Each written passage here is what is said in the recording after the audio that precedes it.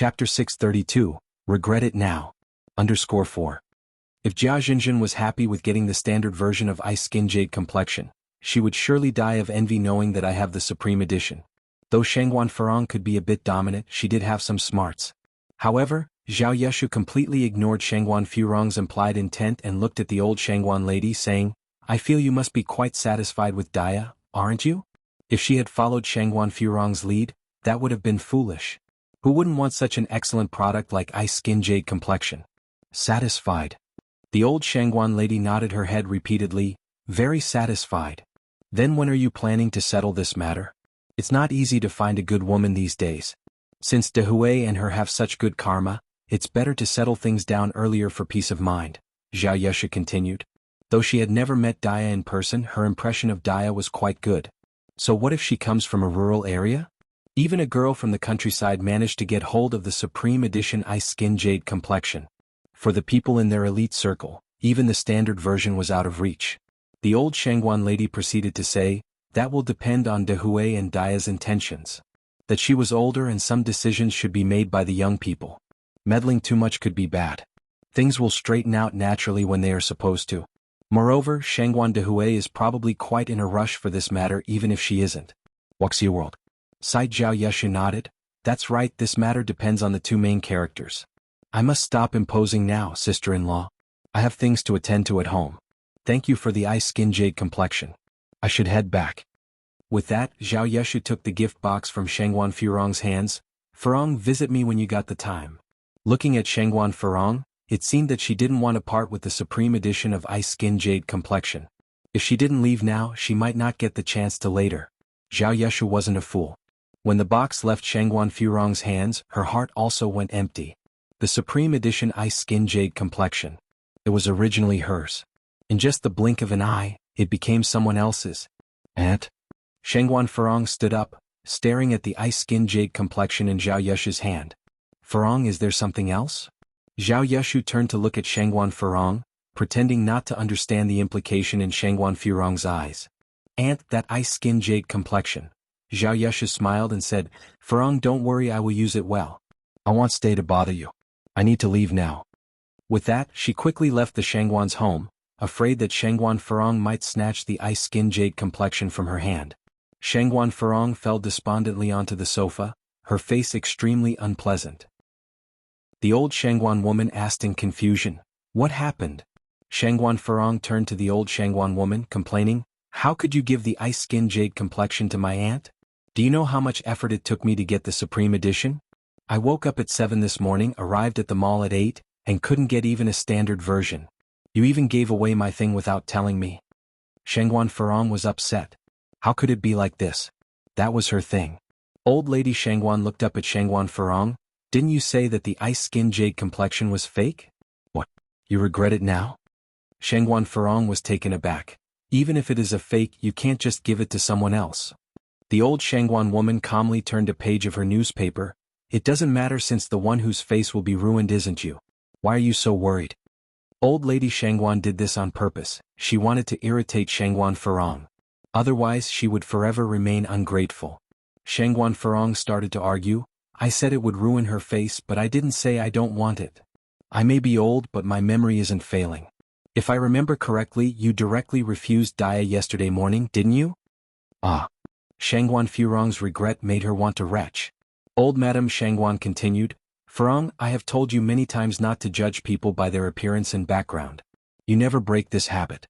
Also, you really need to change your domineering attitude or else who will be able to tolerate you in the future? As long as Zhao Xin can tolerate me, it's enough. Shangguan Furong was vexed. Why do you care so much? I'm leaving now. Zhao Xin was Shangguan Furong's husband, normally under her tight control. In private, Zhao Xin had complained to the old Shangguan woman countless times. Chapter 633, Regret It Now. _5. Lady Shangguan felt deep sympathy for her honest and obedient son-in-law. She intended to aid Zhao Xin, but she had no control over her daughter at all. Lady Shangguan watched Shangguan Furong's retreating figure, shaking her head helplessly. Shangguan Furong returned to the Zhao house, fuming with rage. Furong, you're back. Zhao Xin immediately rose from the sofa. Pour me a cup of tea. Oh, all right. Zhao Xin immediately poured Shangguan Farong a cup of tea. After taking one sip, Shangguan Farong immediately spat the tea back out. Zhao Xin, are you deliberately trying to irritate me? Didn't I tell you already I don't like pure tea? I want Biluakan tea. Biluakan tea. What part of that do you not understand? Shangguan Farong was already seething with anger, and Zhao Xin, the perennial scapegoat, was an easy target. Zhao Xin immediately trembled with fear, and quickly fetched a tissue to wipe Shangguan Farong's mouth. I'm sorry. I'm sorry. I was going to drink this pure tea myself. I poured the wrong pot. They'll pour you another one. Zhao Shen, exclaimed Shangguan Farong. She slammed her teacup onto the tea table. How many times have I told you? You are not allowed to drink pure tea either. There shouldn't be any pure tea in this house. Who allowed you to buy it? Who gave you the permission? Are you trying to rebel? Farong, I'm sorry, I won't dare to do it again next time. Zhao Shen, the strange man, preferred black and red teas like pure, but Shangguan Farong only liked green tea and only drank green tea. And so the conflict escalated. Wuxia World. Site Wuxia World. Site. Ko Shangguan Farong, too furious to speak, picked up the teapot and smashed it to the ground, pointing at the shards. Kneel down. Zhao Shen, I finally realized. Unless I make you suffer a bit, you will never remember my rules. Zhao Shen's mother emerged from the inner room, looking at her dominating and overbearing daughter-in-law, too stunned to speak. Zhao Shen was a pushover, and he knelt down when Shangguan Farong ordered him to do so. Those were sharp shards. How could anyone kneel on them without getting hurt? Zhao Shen's mother frowned out of concern. But there was nothing she could do about it. Who could be blamed when her son was so spineless? Just then the butler came to inform, Madam, Miss Jia is here. Shangguan Farong turned to Zhao Shen. Go kneel in the room. All right, Farong, don't be angry. You know what the books say, anger can make you age faster. Zhao Shen quickly made his way toward the bedroom. Soon after, Jia Jinjin entered from outside. Farong. Jinjin. Shangguan Farong greeted, smiling. Farong, what happened to you at the mall? Why did you just leave suddenly? Jia Jinjin asked, concerned. Shangguan Farong replied, it's nothing. Of course, she couldn't say that she had missed out on the supreme edition of the Ice Skin Jade Cream. All thanks to the old lady Shangguan. And Dia. Surely she did it on purpose. If she had just said earlier that this was the supreme edition of Ice Skin Jade Cream, there wouldn't have been this misunderstanding, right? Rural people will always remain rural people and could never step into the spotlight. Even though she had taken her anger out on Zhao Xin just now, Shangguan Farong was still livid. Jia Jinjin glanced at the shattered pieces on the floor and whispered, Did you have another fight with Ziking's dad? Ziqing was Shangguan Farong's eldest daughter, 9 years old. Shangguan Farong grumbled, He's as useless as trash. He's not even comparable to Imo Qixin. Jia Jinjin tugged at Shangguan Farong's sleeve, signaling for her to lower her voice. Shangguan Farong retorted, What's there to be afraid of? I didn't say anything wrong. Ultimately, the head of the Shangguan household was her. Who would dare to do anything to her? Be they young or old, everyone had to live by her rules. Jia Jinjin pulled Shangguan Farong to the sofa and whispered, Farong, you should really keep your temper in check. Despite everything, Ziking's dad is a man and he has his own dignity. If you keep this up, aren't you afraid that he might retaliate one day? Jia Jinjin had known Shangguan Farong for many years now, and she was very familiar with her temper. Too hot-tempered and too domineering. Farong, some truthful words are unpleasant to hear. At her words, Shangguan Farong's expression changed. She nodded slowly, I get it. Jia Jinjin knew it wasn't a good time to stay around, so she said, Knowing you're okay puts my mind at ease. We'll get going then. Shangguan Farong nodded. School. And Yang had an exam in Chinese yesterday afternoon. Today she was scheduled for math and English exams. She arrived at the campus right when the classes had just been dismissed. Yang was dressed in a blue and white school uniform, holding a few books. As she strolled down the path shaded by camphor trees, she attracted the attention of quite a few students who stopped to watch. Chapter 634, Regret It Now. _6. Oh my God. She's beyond beautiful. Even some girls couldn't help but exclaim. That's an Yang, isn't it? Yes, that's her, an Yang from class 5. I heard she's super talented, she doesn't need to attend classes and only comes for exams. She's incredible. An Yang is so pretty, I would be satisfied if I were half as pretty as her. An Yang seemed to have not heard the discussions around her her face impassive. If it were many years ago when she heard such words, she would have felt somewhat thrilled. With more experiences she became indifferent. "And I Yang." A figure dashed from behind towards her. And I Yang turned to look and saw it was Li Wei. And I Yang paused. If she remembered correctly, hadn't Li Wei already graduated? Surprised to see me? Changes during the puberty can be pretty fast. After not seeing him for a long summer break, Li Wei seemed to have grown much taller and his voice had deepened. "Wuxia World. Sight Wuxia World. Sight." Ko and I Yang nodded, quite surprised. "Didn't you graduate already?" Li Wei chuckled. "It seems you do care about me." "And I Yang," Li Wei continued, "I was joking with you. I didn't do well in college entrance exam, so I chose to repeat a year. I'm now in class 8. "Oh." And I Yang nodded. "I see. Brother away." Zhou Xueme caught up from behind. Li Wei seemed somewhat reluctant to let I Yang see how close he was with Zhou Xueme. He just nodded coolly. Zhou Xuemai's expression darkened slightly.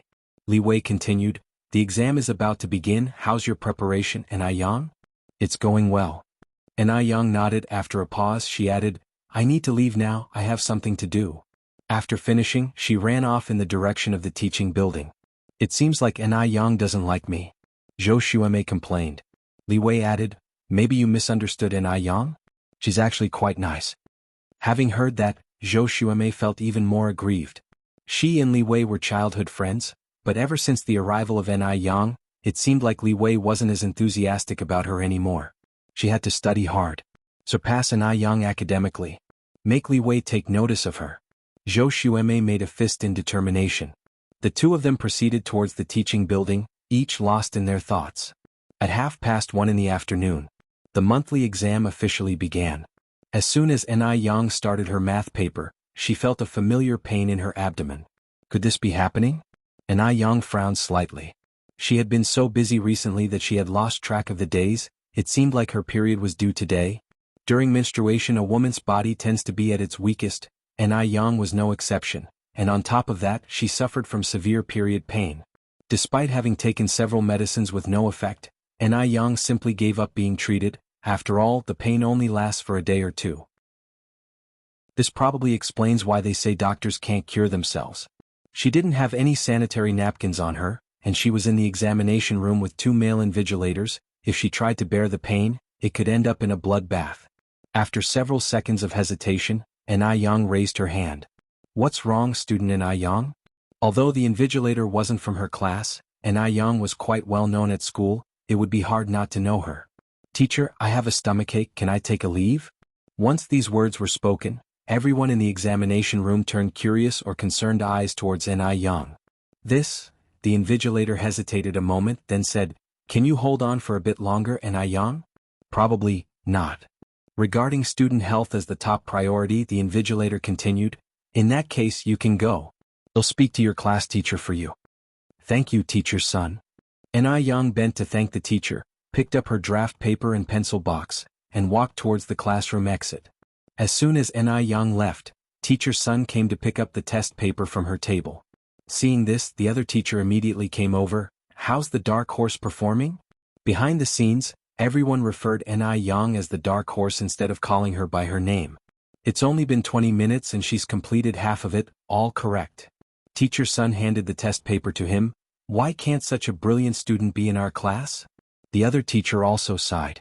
After I Yang left the classroom, she first went to the restroom, using tissue paper as a temporary fix.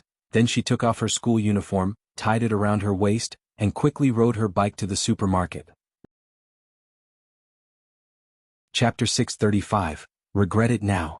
_7 In the lunar month of October, I Yang was only wearing a white knit sweater. A light breeze carried a touch of chill, and combined with her monthly cycle, I Yang looked a bit pale. Before the 1980s, there were no menstrual pads in China. In 1984, menstrual pads had only recently been introduced to China. Before the 1980s, everyone used cloth menstrual belts. A menstrual belt was a strip of cloth sewn together. Most households kept two, one to be worn and one for washing during the menstrual cycle. Although menstrual pads had been introduced to China, the vast majority still used menstrual belts. That was because a pack of menstrual pads cost 8 or 9 yuan, but at that time, people's monthly salary was only about 30-something yuan, which made them unaffordable. And because sales were low, very few stores sold them. You had to go to specific stores. And Yang did buy quite a few for home use. But now she was in the city.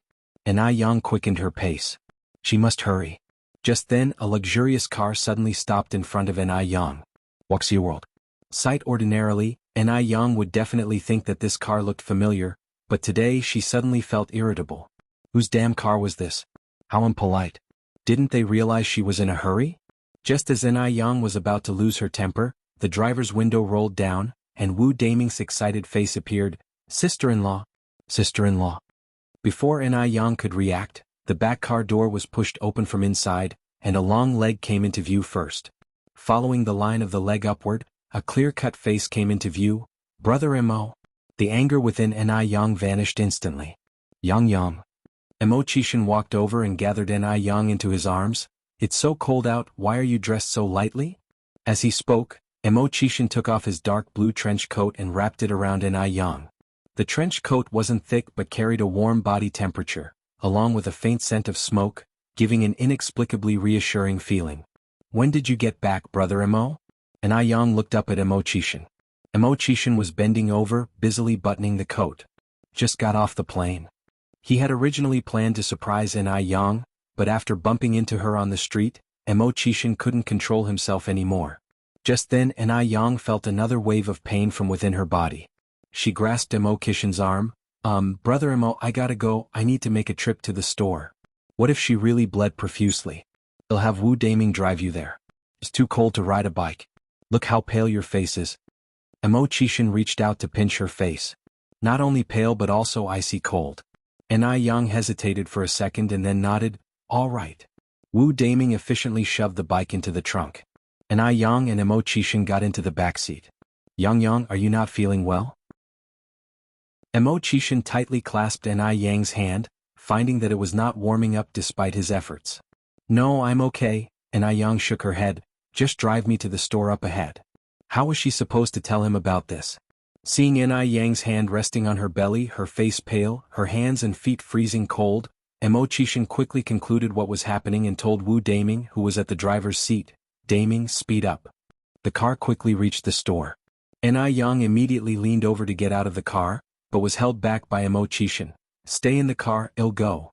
Yang slightly frowned. Do you know what I need to buy? Mo Chishan's ears reddened for a moment. Yes. Are you sure you do? Mo Chishan's ears turned even redder. Yang's ears turned red as well. Oh my goodness. Could he possibly know what she was talking about? Wu Daming curiously turned his head. Brother Six, sister-in-law, what kind of riddle are you playing? What's all this talk about knowing or not knowing? You'll understand when you have a girlfriend. Mo Chishan looked up at Wu Daming. Wu Daming, yet another day being fed with dog food. It'll be right over. Mo Chishan closed the car door. Inside the store, Mo Chishan pointed to the red jar on the counter. I'll take that one. Most of the menstrual pads at this time were jar-packed. The salesgirl was a young lady. She had hardly seen any man buying these and her cheeks turned red too. She asked, Comrade, is this it? Mo Chishan first nodded, then shook his head. Give me the best one. Oh my goodness. Whose husband is this? So considerate. How about this imported one then? It's 18 yuan. Is this the best one? Mo Chishan asked. Yes. The sales clerk nodded. I'll take this one. The salesgirl was really excited. Whose husband is this considerate, willing to buy such expensive sanitary pads? After choosing the sanitary pads, Mo Chishan then went to the clothing store next door and bought a set of new clothes. Only then did he return to the car, stuffed the things into Yang's arms, and then directed Wu Daming to proceed to Wanqing Villa. Yang blushed as she glanced at the stuff in the bag. He didn't buy the wrong one. How did he figure it out? Yang tugged at Mo Chishan's sleeve, whispering, I need to go to the bathroom. Mo Chishan nodded. I know. Don't worry, we'll be there soon. Soon the car stopped in front of a beautiful villa. Mo Chishan got out of the car first and opened the door for Yang.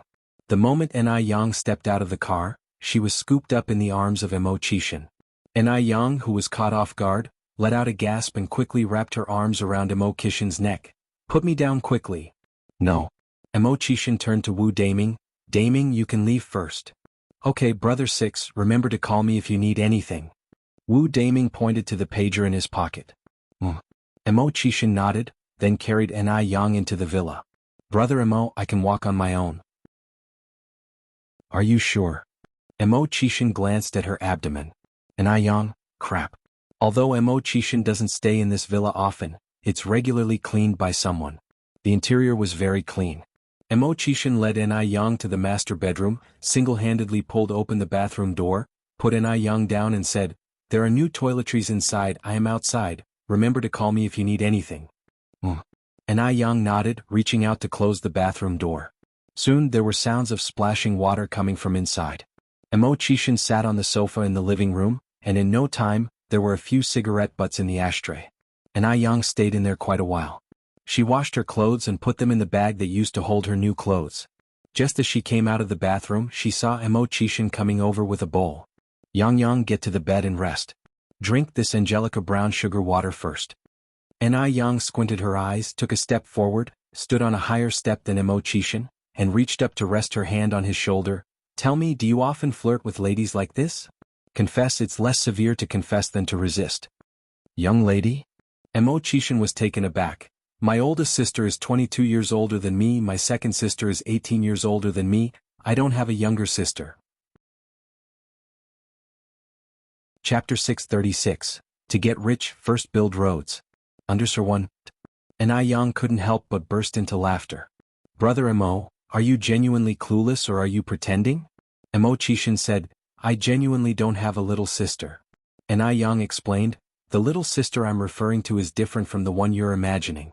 In this context, it's someone you're fond of, someone you yearn for when you don't see them for just a day.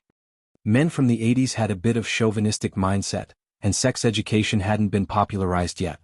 It was rare for a man to understand a woman's needs so well. Yet Emo Chishin knew to buy sanitary pads, laundry items, and even knew about Angelica brown sugar water. It was clear he had experience doing such things. There is a beauty unforgettable at first sight. If I don't see her for a day, I'll be consumed by thoughts of her. Emo Chishin casually placed the bowl on the side table, taking the initiative by pulling Yang into his arms. Yang, you are my little sister. Yang froze for a moment but then leaned into his embrace. The simple hug lasted for about 2 minutes. Then Emo Chishin let go of Yang and nudged her onto the sofa. Hurry up and drink the sweet soup before it cools down. Yang took the porcelain bowl, and to think you claimed you hadn't courted other little sisters before? Wuxia world? Sight Wuxia world. Sight. My sense of smell is naturally sharper than others, Emo Chishin explained. And this? I asked Aunt Lisa, our cleaning lady. His face turned red as he spoke. It was his first time ever asking such questions. Even Aunt Lisa was taken aback. While Yang was bathing, Aunt Lisa kept stealing glances, curious to see what the girl who had charmed their master looked like. Really? Yang was skeptical. Really? Emo Chishin held up 3 fingers. Boss, I swear you're the only little sister I've ever had. Yang took a sip of the Angelica brown sugar water. Then I guess I'll reluctantly believe you this time. Yang, do you want to rest a bit on the bed? Emo Chishin asked next. No need. Perhaps because of the Angelica brown sugar water, Yang didn't feel any abdominal pain today. It's getting late, I should head back. She had been in the bathroom for an hour. Combined with the time she spent on the road, it was already after 5 in the afternoon. The sunset streamed in through the window, bathing the room in a golden glow. It was beautiful and peaceful. Leaving so early? Emo Chishin reached for the empty bowl. It's already past 5. Yang pointed to the clock on the wall. Emo Chishin picked up his coat, casually draping it over his body. Then I'll escort you home. No need, I can take a taxi back. You should go home and check in, I'm sure your parents are waiting for you. Yang said. Emo Chishin laughed. They don't know I'm back today. Come on, I'll take you. All right. Yang nodded. Just as they were about to leave, Aunt Lisa came in to pick up the empty bowl. Aunt Lisa, this is Miss I. Emo Chishin introduced. Aunt Lisa, a blonde, blue-eyed woman from M country. To be accurate, aside from Wu Daming, everyone around Emo Chishin was a foreigner. Looking at Yang, Aunt Lisa's eyes gleamed with appreciation. Hello, Miss I. My God. This Eastern girl is too pretty. No wonder our master is so smitten with her. Hello, Aunt Lisa. Yang greeted her warmly. Though she was beautiful, she didn't come off as aloof. She gave off a friendly vibe, unlike some who strutted around with an arrogant attitude because of their looks and talent. Emo Chishan escorted Ni Yang out of the villa. Somehow Wu Daming was already waiting outside the villa gate. On seeing Emo Chishan and Ni Yang approach, he immediately opened the car door. "Brother 6, sister-in-law 6. Go to your sister-in-law's house," Emo Chishan responded gruffly. "Okay." Wu Daming was a skilled driver, and they soon arrived at the entrance of Jianghu village. The roads in Jianghu village weren't great, and the sedan had a low ground clearance so it couldn't be driven in. They had to park outside the village. Wu Daming said, "Sister-in-law, didn't I hear you bought a place in the city?" "Yeah." And Ai Yang nodded. Wu Daming continued, "Then why haven't you moved in? City commute is so convenient. I'll take at least 10 minutes to walk from here to your house." Chapter 637. To get rich, build the road first. _2. And Ai Yang said with a smile, "The city is too noisy. The countryside is more serene. It's a good opportunity to get some exercise on the walk home." Even though the city was bustling, Ai Yang felt no sense of belonging there. She had a fondness for the countryside. However, Wu Daming's words reminded her of something. Wu Daming further said, "Sixth sister-in-law, I heard you've been investing in real estate. How many properties have you bought in the city?" And Ai Yang thought for a moment, "Probably more than 20. I've lost count." Having too many houses brought its own troubles. Wu Daming swallowed hard, then gave Ai Yang a thumbs up. Indeed, family members are all alike. He had assumed that only Emo Chishan was foolishly buying so many houses. He didn't expect Ai Yang to have done the same. Houses couldn't be eaten, what was the point of buying so many? When the time came they would surely regret it if they got stuck with them. Ai Yang smiled faintly and turned to look at Emo Chishan. "Brother Emo, I think you'll head home first. Wuxia world?" "Site Wuxia world." "Site." Wait a moment." Emo Chishan held her hand. "What is it?" Ai Yang looked back at him. Emo Chishan said, "We're at your home's doorstep. I should of course pay Auntie a visit." He prided himself on being a good son-in-law. Wu Daming hurriedly opened the trunk and took out the gifts he had prepared in advance. "Sixth brother, here you go." Emo Chishan, holding Ai Yang's hand with one hand and taking the gifts with the other, said, "Daming, you can head back first. Come and pick me up around 8 or 9. "All right." Wu Daming nodded. Hand in hand, Emo Chishan and Ai Yang headed towards the Ni family home. Even though night had fallen, they still encountered quite a few villagers. Emo Chishan was a very polite young man and greeted everyone they met. Ai Tsuehua was cooking in the kitchen. They were having a hot pot dinner that evening, and the aroma of stir-fried hot pot base wafted through the yard. Upon seeing Emo Chishan, Ai Tsuehua expressed her surprise. "Xiaoma, when did you come back?" Emo Chishan replied, "Auntie, I took the 1 o'clock flight this afternoon." Ai Tsuehua nodded. The hot pot was a double flavor pot. Ai Yang, who always had a liking for spicy food, looked at the red pot while nibbling at the clear broth pot to satisfy her cravings. Fortunately, the soup base of the clear hot pot was also very flavorful.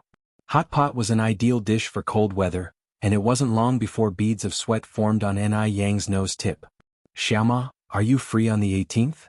Ai Tsuehua looked at Emo Chishan. "Auntie, do you need something?" Emo Chishan curiously looked at Ai Tsuehua. Even Ai Yang was slightly curious. Ai Chingui bit into a large fish ball and chimed in, "Something good is coming." "Auntie and I, what good thing?" Ai Yang asked. Ai Chingui just chuckled without saying anything, continuing to eat his vegetables. Ai Tsuehua went on to say, "Your uncle Shangguan told me today that they will be coming over for a visit on the 18th. Emo Chishan also seemed to understand something and immediately nodded, "I'll be free, Auntie. I've been quite idle recently." Ai Tsuehua said with a smile, "Since you're free, come over that day, Xiaoma, and meet more people." "Okay." Emo Chishan nodded. After dinner, Ai Yang escorted Emo Chishan home. But she was only responsible for sending him to the edge of the village. "Yang, who is this Uncle Shangguan?" Emo Chishan didn't have the heart to ask at the dinner table. Ai Yang replied, "Uncle Shangguan is my mom's boyfriend. His full name is Shangguan Dehui." Emo Chishan was momentarily shocked. He didn't expect that Ai Tsuehua would have found a companion so quickly. It seemed that the meeting on the 18th definitely had the implication of acknowledging relatives.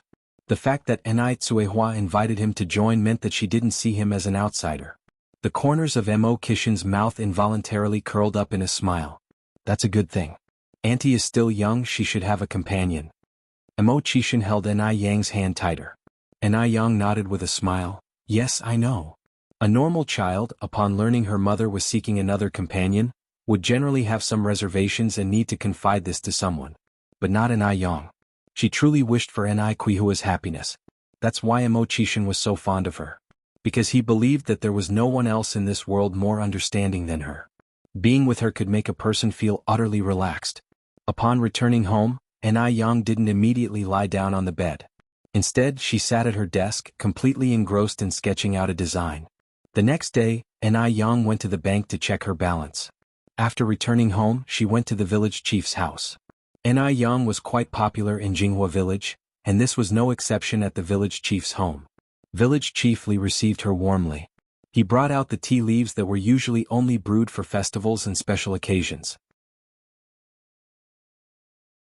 Chapter 638, To Get Rich, First Build Roads. _3. Ni Yang stood up, took the teacup handed over by the village chief and said, You really don't have to be so polite, village chief. I'm only here to discuss something with you. After that, I'll be leaving. Village chief Li responded with a smile. That's perfect, we can chat while enjoying our tea. Ni Yang sipped her tea and continued, Village chief Li, the roads in our village become muddy every time it rains. It is very inconvenient for the elderly and children to walk on them. Yang, are you thinking about fixing the road? Village chief Li inferred from Ni Yang's words. Yes, Ni Yang nodded in confirmation. Village chief Li took a puff of his cigarette. Yang, you know the situation in our village. Before you came back, everyone couldn't even afford meat. At the moment, there is no supportive policy from the government. Talking about road construction is easy, but it requires a substantial amount of money. Even if each household in our village could contribute 100 yuan, it would not be sufficient to cover the costs. Road construction requires stones, cement, sand, and the wages and living allowances of the workers. Altogether, it would cost at least over 100,000 yuan. That isn't a small amount of money. Ni Yang took out a small notebook and continued, Village chief Li, I've calculated that our village needs about 20 kilometers of cement road.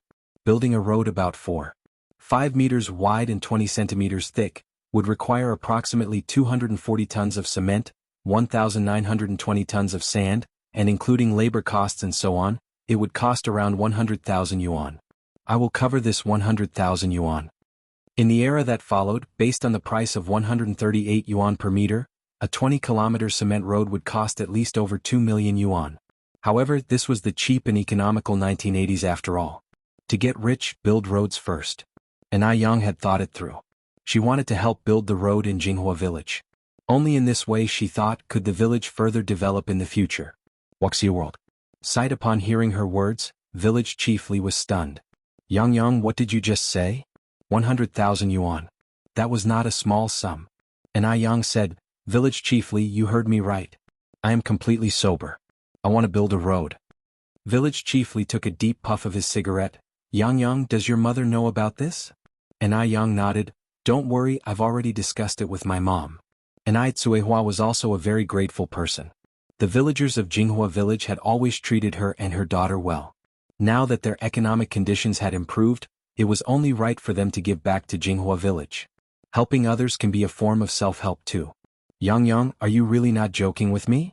Village chief Li still found it hard to believe. Ni Yang said very seriously, Village chief Li, you don't have to worry. I'm not joking with you. If you agree to construct the road, we can start implementing it tomorrow. Then the construction team can come to me for reimbursement. Yang, on behalf of all the villagers, thank you. Village chief Li stood up and bowed to Ni Yang. At a certain medical laboratory, a thin woman clad in a white lab coat and wearing a face mask was bustling around the lab bench. An elderly woman with silvery hair was sitting across from her. Dr. Xiaoran, how are the identification results? Lady Shangguan was very nervous and uneasy at the moment. She was waiting for the identification results. She had a hunch that Ni Tsuehua was somehow tied to her. If not, then she might never find her daughter in this lifetime. Dr. Xiaoran poured the red liquid in one test tube into another one filled with a blue liquid. Aunt Qing, don't worry. The identification results are not out yet. They're not out yet? Lady Shangguan became anxious. Didn't they say the results would be out in 3 months? How come there are still no results yet? Dr. Xiaoran apologized. There is a problem with the identification machine, so it may take a while longer. Aunt Qing, I'm really sorry to have kept you waiting all this time. Hearing this made Lady Shangguan sigh. Dr. Xiaoran looked up at Lady Shangguan and noticed her complexion seemed off. Aunt Qing, has your coughing gotten worse recently? Lady Shangguan responded, it hasn't gotten much worse, it's still the same. Dr. Xiaoran's brow furrowed. What did Dr. Jiang say? Lady Shangguan avoided directly answering Dr. Xiaoran's question. Instead she asked, how much longer do we have to wait? Dr. Xiaoran replied, the new machine is still being shipped. Adding the time needed for the identification process, I'm afraid we need to wait until after the new year. After saying this she added, if you are in a hurry, I can recommend a trustworthy doctor for you. Lady Shangguan shook her head, I only trust you now. Chapter 639, To Get Rich, First Build Roads. _4. Dr. Xiaoran stopped what she was doing, sat opposite the old Mrs. Zheng, reached out and held her hand. Qing, your illness can't be postponed anymore. If Dr. Jiang is not confident about treating you, you should seek other doctors as soon as possible.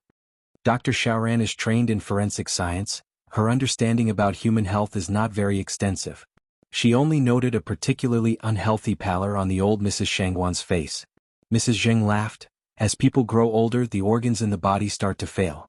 This has nothing to do with Dr. Jiang's medical skills. Xiaoran, I trust Dr. Jiang just like I trust you. She had been dealing with Dr. Jiang for half of her life. All her major and minor sicknesses were treated by him. If she suddenly replaced him with another doctor now, wouldn't it put Dr. Jiang in an awkward position? Mrs. Zheng was a person who deeply valued relationships. Dr. Xiaoran slightly furrowed her eyebrows. Qing, this isn't about trust. Dr. Jiang is old, his education is old-fashioned. Some young doctors are actually more professional than him. Dr. Xiaoran had met Dr. Jiang before. He was a very kind old man. Dr. Xiaoran did not doubt his character, but she felt that his medical expertise wasn't that strong. Mrs. Zheng continued, I understand. All right, let's not discuss this any further. If the identification results are ready, make sure to inform me first. Yes. Dr. Xiaoran nodded and escorted Mrs. Zheng out. Butler Lu was standing by the laboratory door. Wuxia World. Site Wuxia World. Site. Upon seeing Dr. Xiaoran helping Mrs. Zheng out, he immediately stepped forward and took Mrs. Zheng's arm. Madam. Mrs. Zheng seemed taken aback. Butler Lu, why are you here? She did not inform anyone that she was coming. Madam, let's get in the car first. Butler Lu did not answer Mrs. Zheng's question directly, and opened the rear door of the car. As soon as the car door closed, an old voice echoed in the air. Qing, how are the identification results? Mrs. Zheng turned her head to see Mr. Zheng Jun sitting beside her. Over the years, Mr. Zheng Jun indulged himself in opera and gardening. He hardly cared about what happened in the outside world, or within the Zheng family. All these matters were handled by Mrs. Zheng alone. Previously, when Mrs. Zheng was busy searching for their daughter, Mr. Zheng didn't poke his nose into it. But this time Mr. Zheng even followed her here, which surprised Mrs. Zheng. Mrs. Zheng shook her head. Xiaoran said the machine had some problems. We have to wait for a new one to arrive. The identification results may not come out until after the new year. Hearing this, Mr. Zheng sighed. There was silence in the car. After a long while, Mr. Zheng spoke again. Is that child really similar to our Tingting? Yes, Mrs. Zheng nodded. Very similar, especially her daughter. She looks exactly like Tingting when she was young. Qing. Mr. Zheng suddenly held Mrs. Zheng tightly, his voice choked with emotion. Do you think I will have the chance to see Tingting in this lifetime? Mr. Zheng was 12 years older than Mrs. Zheng. He is over 70 years old this year. He feared he might never see his only daughter again. Over the years, it wasn't that he didn't miss his daughter, he just didn't show it. He was afraid that his yearning would emotionally burden Mrs. Zheng, so he sought solace in gardening and dramatic arts. But recently he felt that his health was deteriorating, and often dreamt of his long-deceased parents. They didn't speak in his dreams, they just smiled and gestured him to come over. Mr. Zheng had a constant feeling that his end was near. Mrs. Zheng's eyes started to tear up. What nonsense are you talking about? You will definitely meet Tingting. We both will see Tingting together. The elderly couple sobbed together. The atmosphere in the car became suffocating and tense. After a long while, the two old people managed to calm their emotions. Mrs. Zheng spoke to Butler Lu, who was driving at the front. Butler Lu, let's go to Dr. Wang. At that time there were two strands of hair. One was given to Dr. Xiaoran, and another one was given to Dr. Wang. All right. Didn't you say that you don't trust Dr. Wang? Mr. Zheng turned his head to look at Mrs. Zheng. Although Mr. Zheng didn't have much of a presence in the Zheng family and was not involved in the family affairs, his knowledge about the family wasn't less than Mrs. Zheng's. Mrs. Zheng continued, what if Dr. Wang comes up with useful evidence? At this point, they wouldn't give up on even the slightest bit of hope. Chapter 640, To Get Rich, First Build Roads. _5. Old Mr. Zheng nodded. Dr. Xiaoran watched the direction in which the sedan had vanished and let out a deep sigh. From the day she remembered things, Mrs. Zheng had been searching for her daughter. This search had been going on for over 20 years. Soon she was going to get married and have a baby, and Mrs. Zheng still hadn't found her hope. Dr. Xiaoran turned back to the laboratory and made a phone call. Hello Lala. I need a favor. A pretty voice came from the other end. What is it, Xiaoran? There's something wrong with my detector here. Can you help me with a DNA identification? Sure. Thank you, Lala. Dr. Xiaoran continued, then I will bring it to you right away. The person on the phone with Dr. Xiaoran is Zhou, her college classmate and a very good friend. Although Mrs. Zheng doesn't believe in others, Dr. Xiaoran believes in Zhou. Instead of waiting like this, it's better to let Zhou do the identification first. With it under her name, no one would be the wiser.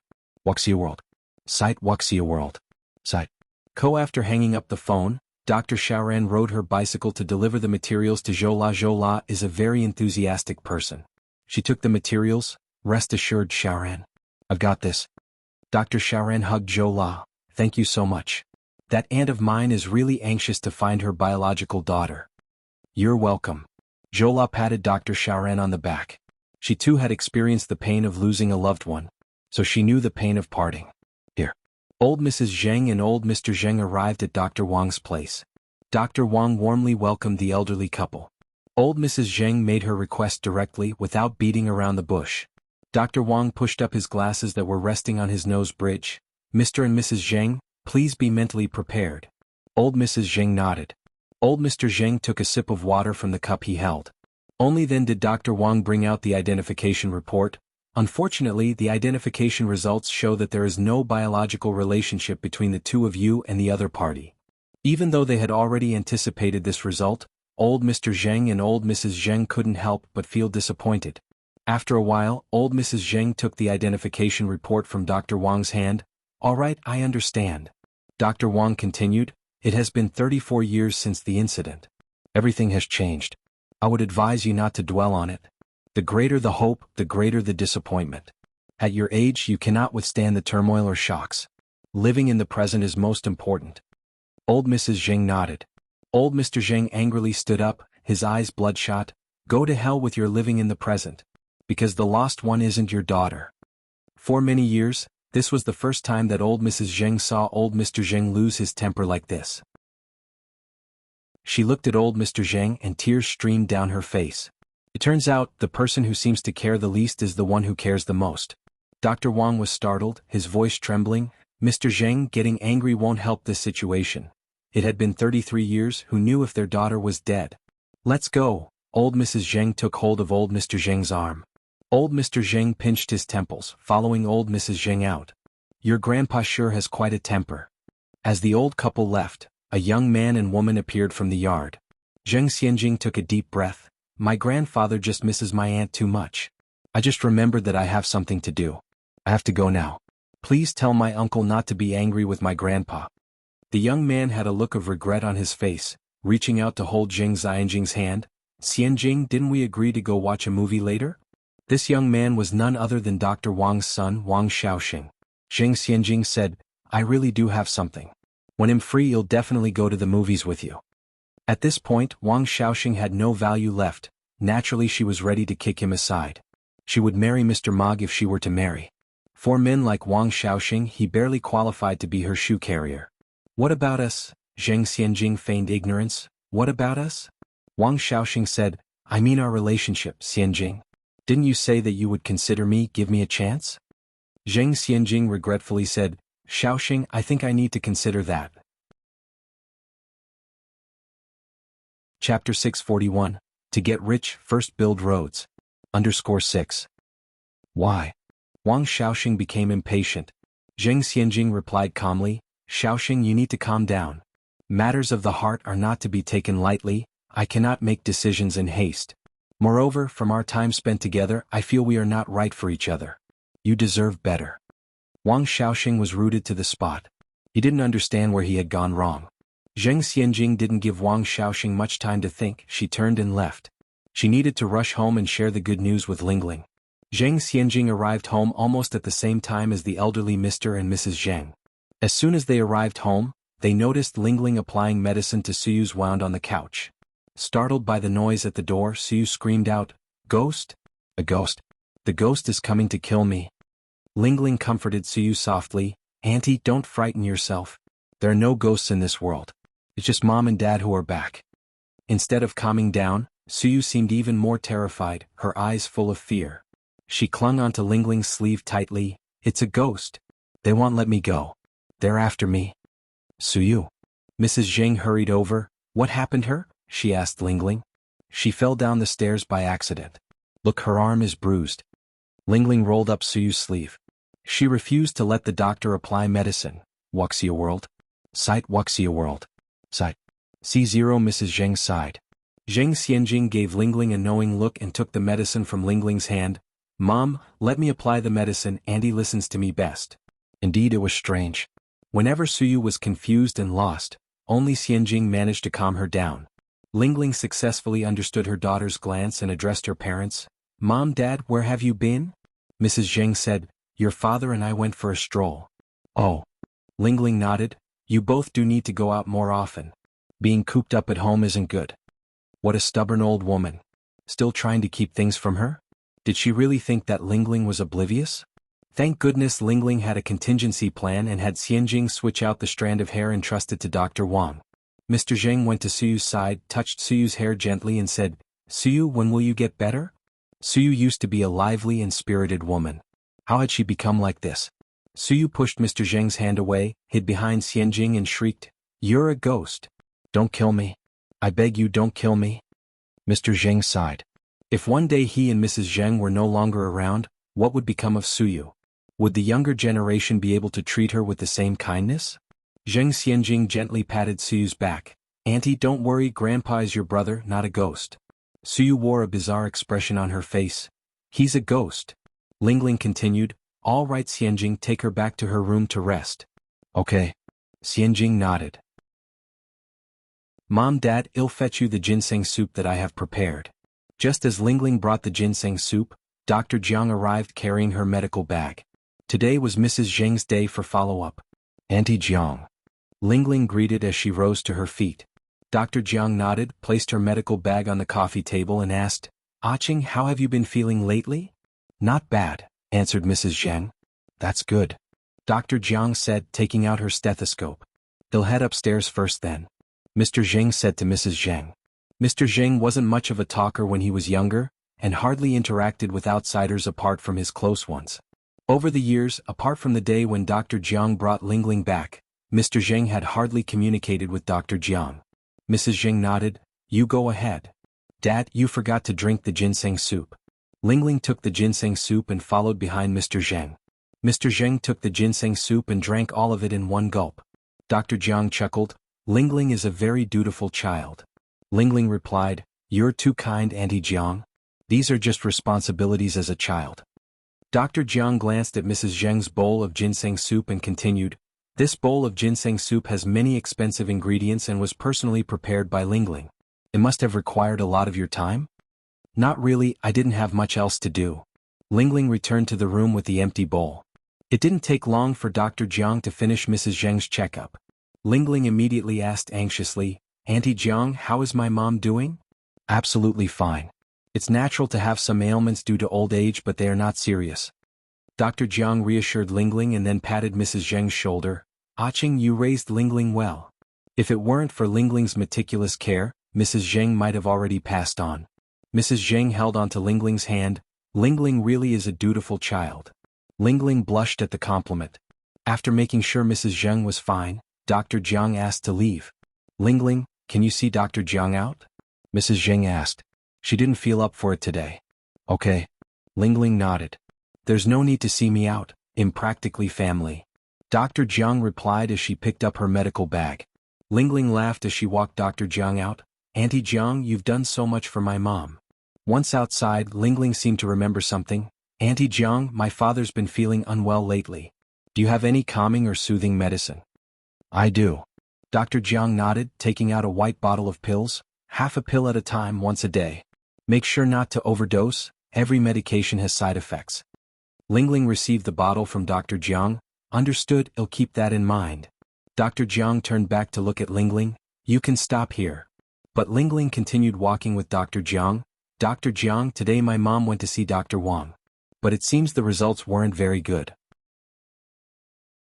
I don't know if my mom will be able to find my sister in this lifetime.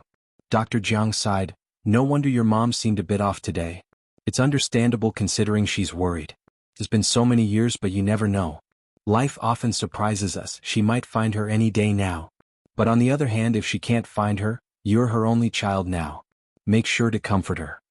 Lingling nodded, accompanied Dr. Jiang to the edge of the road. Please be careful on the road, it's getting dark. I know. You should go back now. Dr. Jiang waved goodbye as she left. Chapter 642. Shengguan Furong was slapped _1. Zheng Lingling did not go back immediately, instead watching as Dr. Jiang's figure disappeared into the twilight.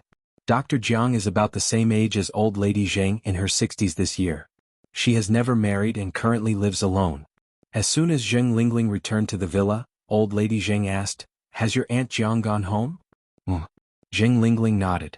Old lady Zheng continued, Your Aunt Jiang lives alone, so if you have time, remember to take Xianxia to visit her. If it weren't for your Aunt Jiang bringing you home all those years ago, where would we niece and aunt have the chance to meet? Blink and over 30 years have passed and your Aunt Jiang is old now. Again bringing up the past. This damn old woman just can't forget about those years. She has changed her tone and called her mother, but this damn old woman always remembers their relationship as aunt and niece. She never really considered her a daughter. All the filial piety over the years went down the drain. Zheng Lingling clenched her teeth in anger, but still had to put on a smile. All right, Mom. Old lady Zheng nodded. I'm going to my room first. Wuxia World? Site Wuxia World. Site. Mom, dinner is about to be served. Zheng Lingling said. Old lady Zheng said, You go ahead and eat. I've just had some ginseng soup and am not hungry. Zheng Lingling anxiously said, How can you not eat dinner? Should I bring it up to you later? No need. Old lady Zheng waved her hand. On this October night, the stars in the sky were sparse and clear. Mr. Zheng stood on the third-floor terrace, looking up at the sky with his hands behind his back, his eyes showing an indescribable look. The terrace was designed as a sky garden, where Mr. Zheng typically enjoyed sitting in a lounge chair amidst bunches of flaming torches and listening to the opera.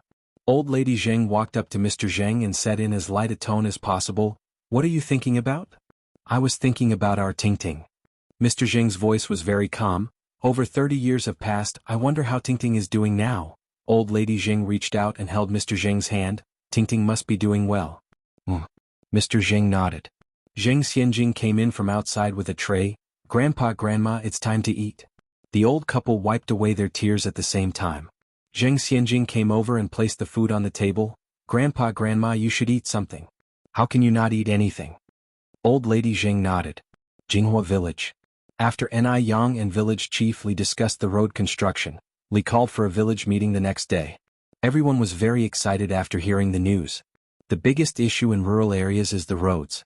Bad roads mean that vehicles cannot enter, which hinders development. Moreover, during rainy days the dirt roads would become extremely muddy. This not only inconvenienced the elderly and children, but also leaves everyone covered with mud. Ni Yang funding the road construction could be considered a great deed. Village chief, is this true? The others joined in the discussion as well. Village chief Li laughed. Matsi, look at what you're asking. Would I joke about something like this? This is fantastic. Yang Yang is our village's little lucky star. What do you mean little lucky star? She's a big lucky star. Village chief Li continued.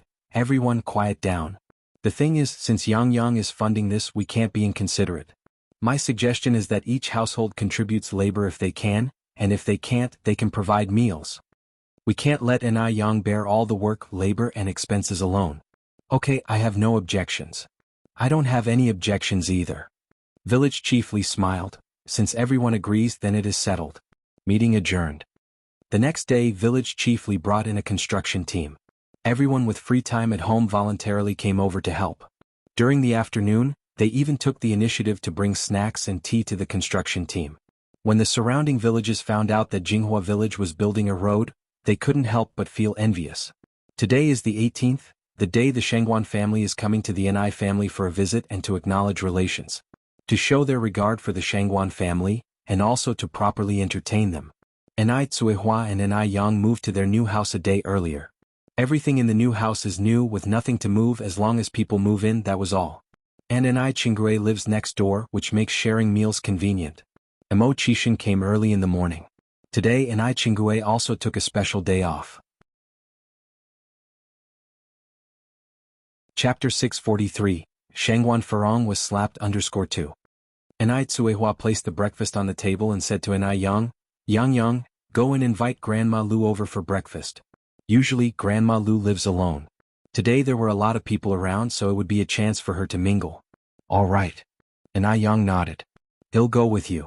Mo Qishan stood up to follow Ni Yang. Along the way, Mo Qishan curiously asked, Yang, who is Grandma Lu? Grandma Lu is a very kind old lady. She has no children and lives alone usually. While saying this, Ni Yang seemed to suddenly remember something and raised her wrist. Oh yes, this bracelet was given to me by Grandma Lu. Mo Qishan held Ni Yang's wrist and squinted at the bracelet. This bracelet? What about this bracelet? Ni Yang asked. Mo Qishan said, this bracelet seems to be from the Ming dynasty. Ming dynasty? Although Ni Yang knew this bracelet must be valuable, she never would have thought it was from the Ming dynasty. Mo Qishan nodded slightly. This Grandma Lu must have been born into a wealthy family, right? Ni Yang continued, it is said that Grandma Lu was a landowner's daughter in the past. Later, due to wars, she fled here. As they were talking, they arrived at Grandma Liu's house before long. Wuxia World. Site Wuxia World. Site Grandma Lu was feeding ducks in the yard. Grandma Lu. Yang is here. Grandma Lu looked up with a beaming smile.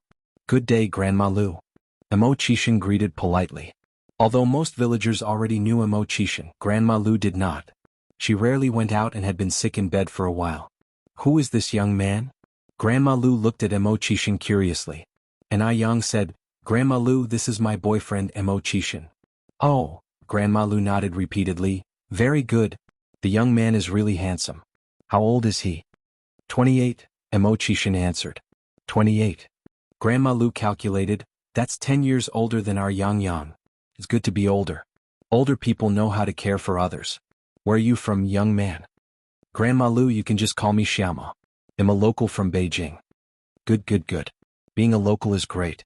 It's convenient to visit your parents' home when you're close by. After chatting with Grandma Lu for a while, Ni Yang explained why they came. Upon hearing this, Grandma Lu said, well then, you two wait for me here. I'll go change my clothes. All right, Ni Yang nodded. In a short while, Grandma Lu had changed her clothes and came out. For today, Grandma Lu had put on a wine-red tang suit that she would only wear during the new year. Her silver hair was meticulously combed to the back of her head and held tightly with a silver hairpin. Her face may be full of wrinkles, but she carried an aura of a lady from a reputable family. Today is Ni Qihua's big day. Grandma Lu can't let her down. That's why she dressed up. Grandma Lu, you look beautiful. Ni Yang walked over and supported Grandma Liu's arm. Grandma Lu grinned and said, not to brag, but I looked even better when I was young. Not only was Grandma Lu beautiful, but she was also very strong. Like the older people in the village, her feet had been bound when she was young. Normally people with bound feet can't do heavy work. But she did everything. Soon they arrived at the courtyard of the Ni family. Ni Cuihua warmly offered Grandma Lu the seat of honor. Grandma Lu declined, already showing me, a lonely old woman, the courtesy of inviting me over, is more than enough respect. How could I sit in the seat of honor? In Chinese etiquette, the seat of honor is usually reserved for the elderly and respected members of the household. Since Grandma Lu was born into a wealthy family, she knew this well. Ni Cuihua said with a smile, you're our elder, it's appropriate for you to sit in the seat of honor. Apart from Sister Qinggui, I don't have any other relatives in the village. I am counting on you and Sister Qinggui to support me today. In all these years, no one has said such things to Grandma Lu. Grandma Lu was moved, her grip tightened around Enai Quihua's hand. Child, thank you. Thank you both for your kindness to this old woman. Jinghua village was unusually bustling today. There was a crowd gathered on the east side where the road was being repaired. On the west end of the village entrance, a group of elegantly dressed people were walking. They were chatting as they went along, clearly not ordinary villagers. Chapter 644, Shengguan Furong was slapped _3. A stranger in the village always garnered curiosity. Whose relative is this? Such an ostentatious entrance. I have no idea. Maybe they are relatives of Yang Yang's family. Seems like that to me. Looking at the curious villagers, a look of disdain crossed Shengguan Furong's face. Where there is poverty there are peevish folks. Have they never seen a wealthy person before? Initially, Shengguan Furong had no intention of coming. Still, persuaded by the old lady Shengguan, she came. No matter what, Shengguan Dehui was her brother. She should save him face. Shengguan Furong is not an unreasonable person. But now she regrets the decision terribly. Wuxia world. Sight Wuxia world. Sight looking at the village's low and humble earth houses, Shengguan Furong's disdain intensified. Which era are we living in that people still inhabit such homes? Does Enai Quihua's family also live in such houses? And the road is terrible. Cars can't even move on these rugged and potholed surfaces. Wearing high heels is an absolute torture and it's excruciating. If Zhao Xin hadn't supported her, she would have stumbled countless times. Shengguan Furong, consumed with resentment, extends her hand to Zhao Xin. I'm thirsty. Here some mineral water. Zhao Xin quickly hands her a bottle from his bag. Shengguan Furong didn't reach out to take it. Zhao Xin asked, puzzled, "What's the matter?" Shengguan Furong replied irritably, "Open it. Are you dead man?" "Oh, I'll open it for you now." "Shengguan," cries the old lady, "all you know is how to bully Zhao Xin." "Ask Zhao Xin if I bulldoze him," counters Shengguan Furong's. "No, my mother, you misunderstand. Furong never bullies me," Zhao Xin responds instantly. The old lady Shengguan shakes her head helplessly. For Furong to marry Zhao Xin in this life, it must have been because she had accumulated a great deal of good karma in her previous life. Who else could tolerate her? The Zhao family are all honest people. Even Shengguan Furong's mother-in-law hardly dares say a harsh word to her. This was Shengguan Zai's first time in the countryside, and her eyebrows and eyes were filled with curiosity. The air in the countryside is so fresh. Wow. Is that sugar cane? Shengguan Su knocked Shengguan Shi on the head. That's corn. Shengguan Shi stared at Shengguan Su. So smart of you. I intentionally said sugar cane. I'm old enough. Don't I recognize crops? Shengguan Su shrugged. Yes, you know them all. Of course I recognize them. To prove she really did recognize the crops, Shengguan Shi hugged the old lady Shengguan's arm and pointed at a lush field. Grandma, look at those beautiful little cabbages. The old lady Shengguan laughed and replied, That's canola. Stupid. Shengguan Su flicked Shengguan Zai's forehead. Shengguan Shi moaned, touching her forehead, I didn't get it wrong. Canola is another name for little cabbage. This canola isn't the same as the one we usually eat. It blooms in spring and produces seeds that could be used to extract cooking oil. That's why it's called canola, explained the old lady Shengguan. You kids are really lucky. Not only do you not have to do anything, but now you can't even recognize crops. When I was your age, I had traveled all over the country. Although born in a noble and wealthy family, the old lady Shengguan had lived through a time of war and hardship. Feeling embarrassed, Shengguan Shi toyed with her hair and changed the subject. Dad, when will we finally get to Aunt Daya's place? Soon. Shengguan Dehui replied, when we round the next bend, we'll be there. Oh. In no time they arrived at the gate of Enai Chenghui's quadrangle. Shengguan Dehui, unaware that Enai Quihua's family had moved to a new house, knocked on Enai Chenghui's gate. The obvious look of distaste on Shengguan Furong's face as she studied the somewhat old quadrangle was hard to ignore. This house is absolutely deteriorated. No wonder Enai Tsuehua is scheming to be with Shengguan Dehui. Most likely she wants to turn into the proverbial phoenix? What on earth Sheng Dehui saw in a woman like Enai Tsuehua was beyond Furong's comprehension. Creak. Instead of their gate, the door next to it opened. Enai Tsuehua stood at the door. Auntie, Sister Su Lian, Furong, Xiaoshu, Xiaoxi, you all come in quickly.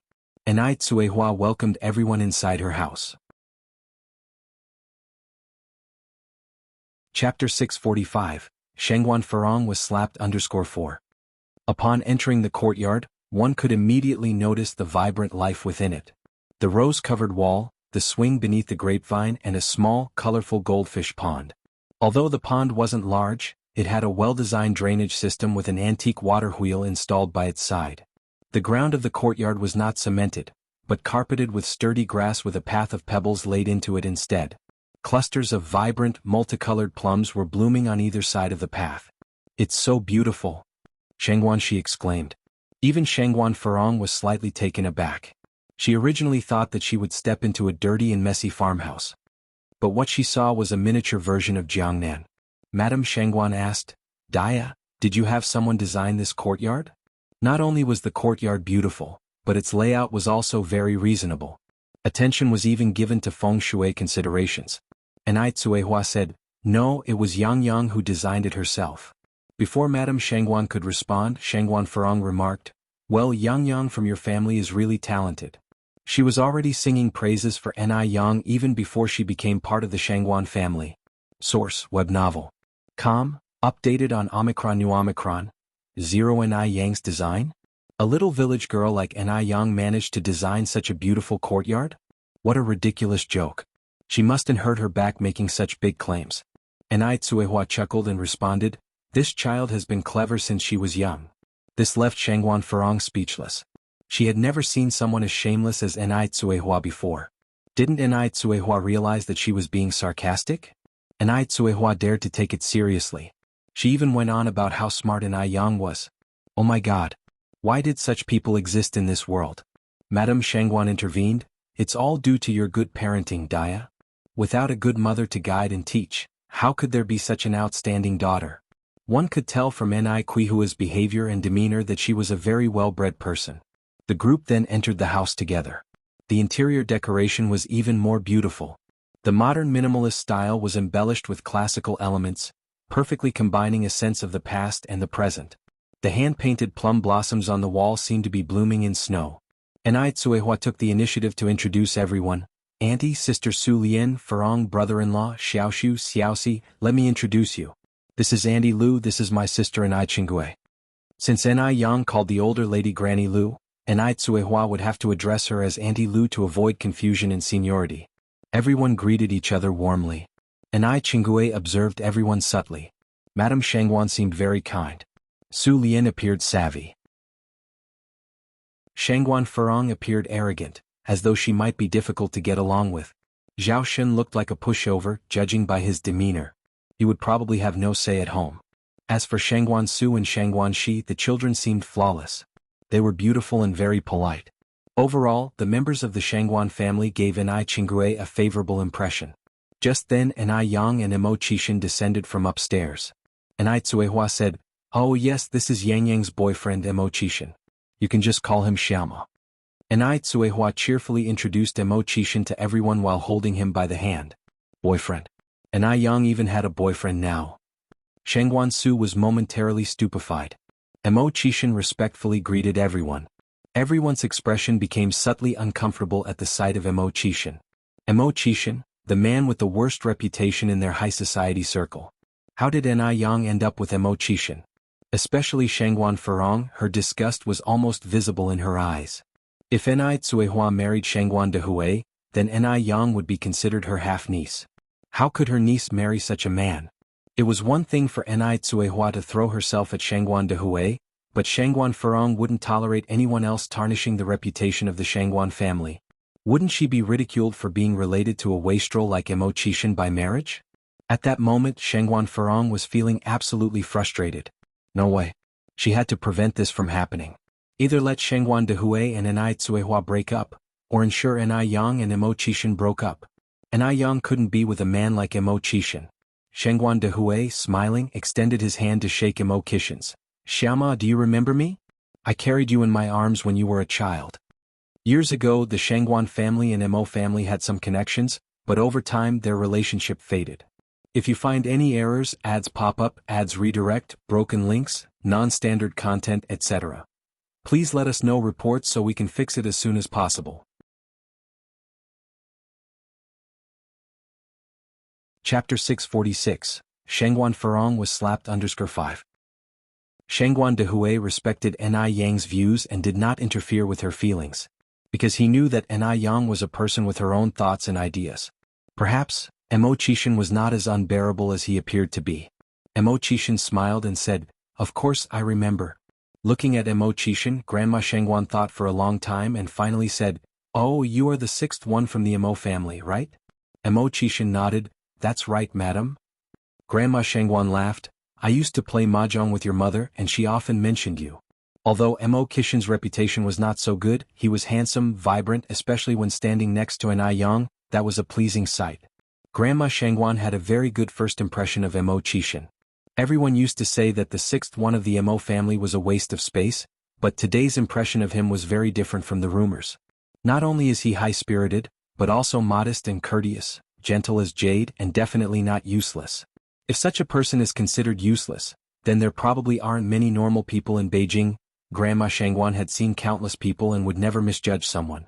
Source: web novel. Com, updated on Omicron New. And Ni Yang was so outstanding, her judgment of people couldn't be that bad, could it? Shangguan Furong stood up and looked at Mo Qixin. "You are the Mo Qixin who was rejected by Jingrong." Shangguan Furong's aunt, Zhao Yeshu, is Jingrong's aunt as well. Zhao Yeshu often talked about Mo Qixin in front of the Shangguan family. Mo Qixin was the embodiment of uselessness, a wastrel without any achievements or career. If any girl were to marry him, it would mean she was extremely unlucky. If the Zhao family knew that the person they didn't want was actually picked up by the Shangguan family, what would people think of the Shangguan family? Isn't this ridiculous? Zhao Xin's family and Jingrong also had some family connections. The more Shangguan Furong thought about it, the more her scalp tingled. These words were clearly intended to embarrass Mo Qixin. Mo Qixin was not upset and nodded, yes. He had heard countless sarcastic comments, so if he were to care about each one he would probably have died of anger by now. It turns out Mo Qixin had such thick skin. He even had the nerve to nod. Did he think he was being honorable? Shangguan Furong smiled, knowing the answer, but still asked, "I'm a very curious person. Why did Jingrong break off the engagement with you?" Grandma Shangguan immediately laughed to smooth things over. "Nowadays young people are free to love. It's normal that they don't like the old style of arranged marriages. Unlike in our era, where men and women often got married without even having seen each other." At the same time, Grandma Shangguan gave Shangguan Furong a warning look. This child, she was becoming more and more tactless. Aunt Lu agreed, "Big sister, you're right. It wasn't like this during our time." Shangguan Furong still didn't give up, but am still very curious about why. "By any chance did Jingrong look down on you?" "Furong." Grandma Shangguan frowned slightly. Zhao Xin carefully tugged at Shangguan Furong's sleeve, whispering, "Furong, I think Mom seems angry." Shangguan Furong glared at Zhao Xin. Ni Yang walked over with a smile, curling her arm through Mo Qixin's. "Why bother about the reason I like Brother Mo, and Brother Mo also likes me, so he broke off the engagement with Zhao Jingrong." Just as Shangguan Furong was about to say something else, Ni Yang interjected, "Aunt Furong, do you know why Xiaoming's grandmother lived to the age of 103? Shangguan Furong asked subconsciously, "Why?" Ni Yang said lightly, "Because Xiaoming's grandmother never interfered with others' affairs." "I wish you also a long life." Ni Qingui almost laughed out loud. Even Shangguan she wanted to applaud Ni Yang.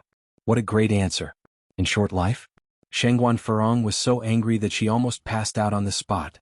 This Ni Yang was completely ungrateful. Even after she showed her the true face of Mo Qixin, not only did she not show any gratitude, she even insulted her.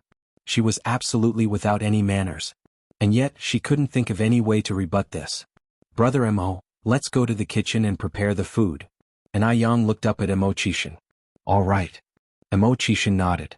The two of them said goodbye to everyone and headed towards the kitchen. Shangguan Su watched their retreating figures. He seemed to be in a daze. With Ni Yang's conditions, she could have found someone better. Why does it have to be Mo Qixin? If you find any errors, ads pop up, ads redirect, broken links, non-standard content, etc., please let us know reports so we can fix it as soon as possible. Chapter 647, Shangguan Furong was slapped _6. Moreover, it was evident that Ni Yang was very protective of Mo Qixin. Did Mo Qixin really possess some extraordinary qualities? Ni Yang and Mo Qixin went into the kitchen. "Brother Mo, I'm sorry for making you feel embarrassed. Ai Yang gripped Mo Kishin's hand. Mo Kishin's thin lips parted slightly. So you're gonna comfort me? Should I hug you then? Ai Yang pulled Mo Kishin into a hug. Mo Kishin chuckled, patting her hair. Is this what you call an embarrassment? You're really not angry? Ai Yang looked up at Mo Kishin. Mo Kishin shook his head. There's no need to be angry over such a trivial matter. If he cared about his reputation, he wouldn't have become the person he is today. His current status allows him to see many things that can't be seen from a high position. Like the human heart. Grandma Shangguan took an opportunity to pull Shangguan Farong into a corner, admonishing her harshly, and only then did Shangguan Farong finally calm down. Source: web novel. Calm, updated on Omicron New. She stopped picking at things during lunch. Of course, it might also be because Ai Yang's cooking was too delicious. The dishes on the table were quite unusual, such as grilled fish, sour fish, boiled meat, hot pot, which were unfamiliar to everyone. Beijing people generally like spicy food, and this meal was perfectly to their taste. Shangguan, she was utterly amazed. Yang, the food you cook is really delicious. Even better than the pickled fish noodles and Kanto stew you sell in your restaurant. Absolutely, Grandma Shangguan also gave Ai Yang a thumbs up. Ai Yang's cooking skills were absolutely divine. Shangguan Farong looked up at Ai Yang. The food was very delicious. Ai Yang's face was pretty too. Beyond these two advantages, it seemed hard to find other advantages in Ai Yang. Considering her status in the circle, she could find someone better for Ai Yang than Mo Kishin. Shangguan Farong narrowed her eyes, plotting inside. After dinner, Shangguan Dehui and Ai Tsuehua took everyone to stroll around the village. Ai Yang and Mo Kishin stayed in the kitchen to wash the dishes. Only Ai Qinggrei and Grandma Shangguan remained in the house. Grandma Shangguan tactfully mentioned the wedding date of Ai Tsuehua and Shangguan Dehui to Ai Qinggrei. It wouldn't be right to talk about this matter directly with Ai Tsuehua. It was more appropriate to discuss it with Ai Qinggrei. Qinggrei, both of them are not young anymore. I was thinking if they can marry early, they should marry early so as to avoid any additional troubles. If Daya is not willing to move to my place, it's fine for Dehui to accompany her here, as long as they visit me once a week. Grandma Shangguan was not the kind of person who wouldn't make a concession. Ai Tsuehua had lived here for a long time and was used to it. If she suddenly had to move to the Shangguan's house, she would definitely feel uncomfortable.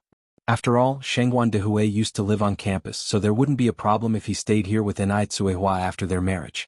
Ai Qinggrei nodded. You're right, Grandma, but I can't decide this for Yang's mother. How about this? Please leave your number and I'll ask Ai Tsuehua and then confirm with you. How does that sound? Alright, I'll leave it to you then. Grandma Shangguan continued. Once things are settled on your end, I'll arrange for the matchmaker to come. Although it was a second marriage, the formalities wouldn't have to be neglected. Okay, Ai Qinggrei nodded. She had to admit, Grandma Shangguan was quite considerate. They returned to Beijing in the evening. Shangguan Farong said, I don't agree with Ai Yang being with Mo Kishin. You don't agree? What gives you the right to decide? Grandma Shangguan looked at Shangguan Farong unhappily. Is it up to you now?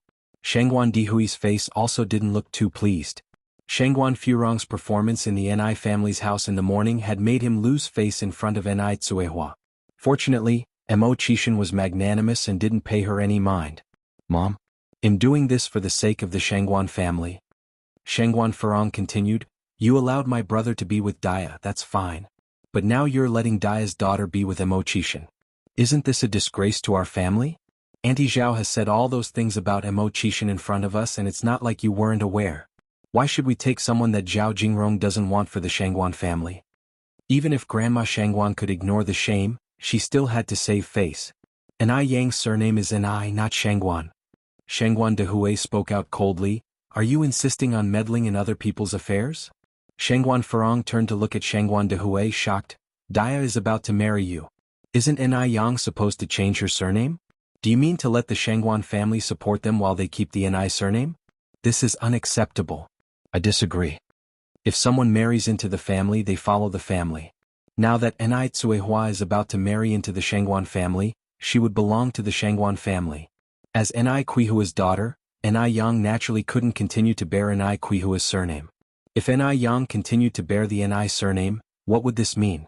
You don't have the right to disagree, said Shangguan Dehui. Ai Yang is capable of supporting herself. She is far more excellent than you can imagine.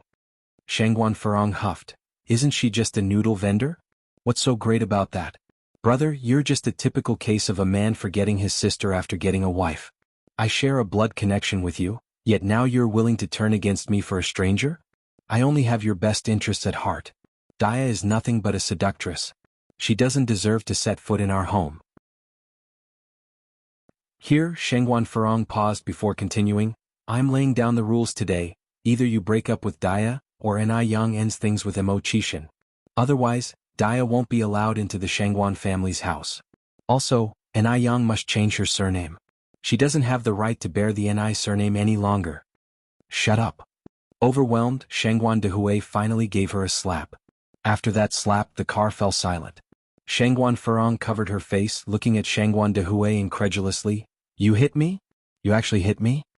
Zhao Shen finally reacted and cried anxiously, Furong, are you okay? Does it hurt? Shengguan Furong angrily pushed Zhao Shen's hand away. Shengguan Dehui, how dare you hit me? Shengguan Dehui had never hit her before. But today she had been slapped by Shengguan Dehui.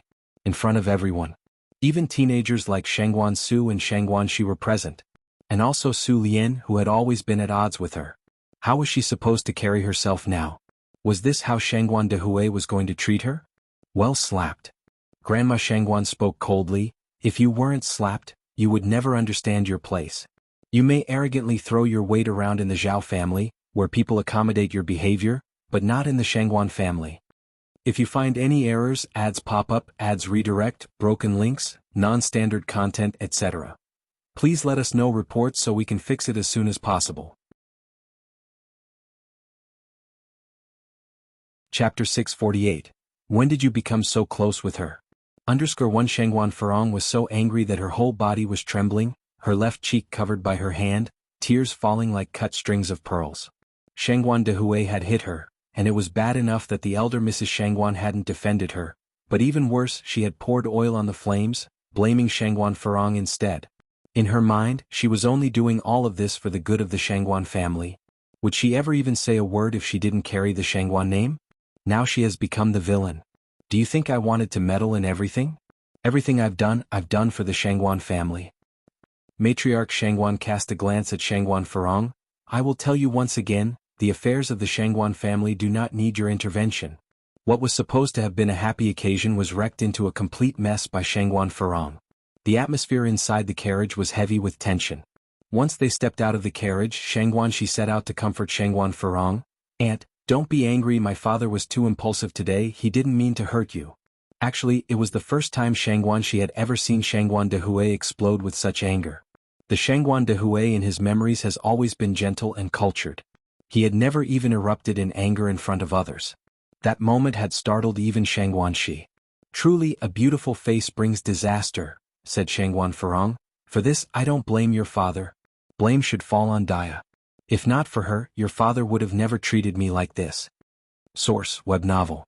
Com updated on new. Since she was a child, Shengguan Dehui had always doted on her. Had never spoken harshly to her. Shengguan Shi continued, Aunt, it's not Aunt Daya's fault. I've observed her closely, Aunt Daya is a very reasonable person, she. Before Shengguan Shi had finished, Shengguan Furong interrupted, Xiaoxi, by the tone of your voice, am I the one to blame for all this? Daya hadn't even married into the Shengguan family yet, and she was already being treated as an outsider. If Daya were to marry into the Shengguan family, would her voice not even matter anymore? Aunt, that's not what I meant. Shengguan Shi chose his words carefully, afraid of upsetting Shengguan Furong if he misspoke. I think you may be misunderstanding Aunt Daya. Shengguan Furong remained silent, her face cold. Shengguan Shi was still a child, she could let it slide with him. But she would definitely hold Enai Tsuehua accountable for all that had happened. So, you also believe Enai Yang need not change her surname? Shengguan Furong asked. Aunt. Shengguan Shi continued, Enai Yang is an individual in her own right. She belongs to herself and no one else. Furthermore, she's of age now, whether she wants to change her surname or not, we can't force her. It should be her own decision. Besides, Aunt Daya raised her single-handedly since she was little. The Shengguan family has never paid for any of her upbringing. Isn't it unreasonable to force Enai Yang to change her surname? Shengguan Shi, like his father, was known for being reasonable. Everyone is siding with her. Shengguan Shi said, Aunt, Perhaps you can try putting yourself in their shoes. If it were you, would you be willing to have your daughter, whom you've raised painstakingly for 18 years, change her surname? Xiaoxi, what are you trying to say? Shangguan Furong was shocked. Are you cursing your own aunt for the sake of an outsider? That was just too much. Now, it seems no one from the Shangguan family even cared for her anymore. No, Shangguanxi hurried to explain. Aunt, I was merely making a comparison. Shangguan Furong took a deep breath. Fine. Let's leave this matter aside for the moment. Let's talk about Anai Yang's personal affairs. Everybody is well aware of who Emo Qishan is. Dia is going to marry into the Shangguan family, and if her daughter is with Emo Qishan, wouldn't that reflect poorly on the Shangguan family? Emo Qishan was nothing more than a failure. What qualifications did he have to be a son-in-law of the Shangguan family? The mere thought of it gave Shangguan Furong a headache.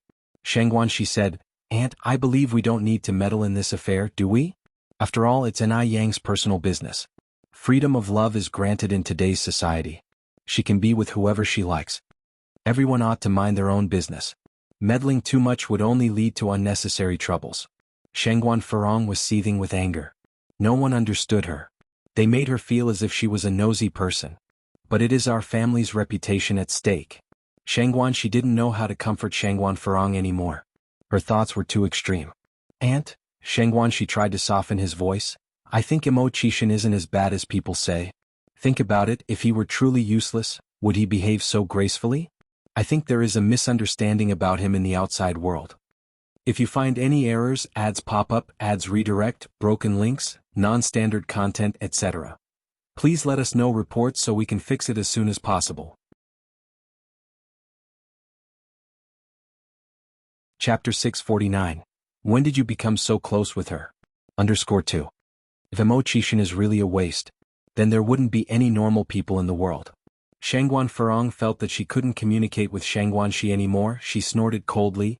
If he's not a waste, would Zhao Jingrong have broken off the engagement with him? The Shangguan family's status in the circle is not lower than the Zhao family's. Why would they want someone that even the Zhao family has discarded? The Shangguan family aren't a garbage recycling service. Maybe Zhao Jingrong was just mistaken, Shangguanxi reasoned. A waste is a waste. Zhao Jingrong returned from studying abroad in M country. Would she be mistaken? Only a naive country girl like Anai Yang would think she struck gold. She doesn't even mind the shame. Shangguanxi let out a small sigh, held Shangguan Furong's arm and said, Aunt, Anai Yang is an outstanding girl, she's no worse than Zhao Jingrong. You don't need to think about it that much. Shangguan Furong's eyes were full of mockery. A country girl wants to compete with a person who studied abroad. Xiaoxi, you must be out of your mind. Shangguanxi was silent. She felt like she really couldn't communicate with Shangguan Furong. In psychology, what was this called? Midlife crisis? Source, web novel. Updated on Omicron New. But the age for midlife crisis is around 45 to 60 for women. Shangguan Furong is only in her 30s this year. Claiming she's undergoing a midlife crisis wouldn't fit in terms of her age. The aunt and niece walked ahead, while Zhao Shen followed behind. After sending Shangguan Furong home and comforting her a bit, Zhao Shen returned to the car. The old Mrs. Shangguan asked, How's your aunt? Shangguan Furong is her only daughter, pampered since a child, with strong and proud personality. The old Mrs. Shangguan was afraid that she might do something desperate. Shangguanxi said, I think she should be fine. The old Mrs. Shangguan sighed lightly. It's my fault for not educating her well since childhood. She's got such a bad temper. Grandma, don't worry too much, comforted Shangguanxi. My aunt has always been like this, but she's not a bad person, just ignore her. At times like this, Shangguanxi could only comfort both parties. The old Mrs. Shangguan nodded, turned to Su Lian. Sister Lian, I'm sorry for the embarrassment. Su Lian said, Every family has its own problems. Don't think too much about it. The old Mrs. Shangguan continued. If only Furong was half as sensible as you, I wouldn't have to worry so much. The old Mrs. Shangguan was truly grateful to Su Lian. Su Fen had a difficult delivery. Shangguan Su and Shangguanxi were twins, born with a particularly weak constitution. At that time, Su Lian's child had just turned 8 months old and she had abundant breast milk. Shangguan Su and Shangguanxi were nursed by Su Lian. Although Su Lian was just an aunt for Shangguan Su and Shangguanxi, it was no different from a biological mother. That's why Shangguan Dehui respects Su Lian so much. Zhao family. After Shangguan Furong returned home, The more she thought about it, the more upset she became, and she found everything disagreeable.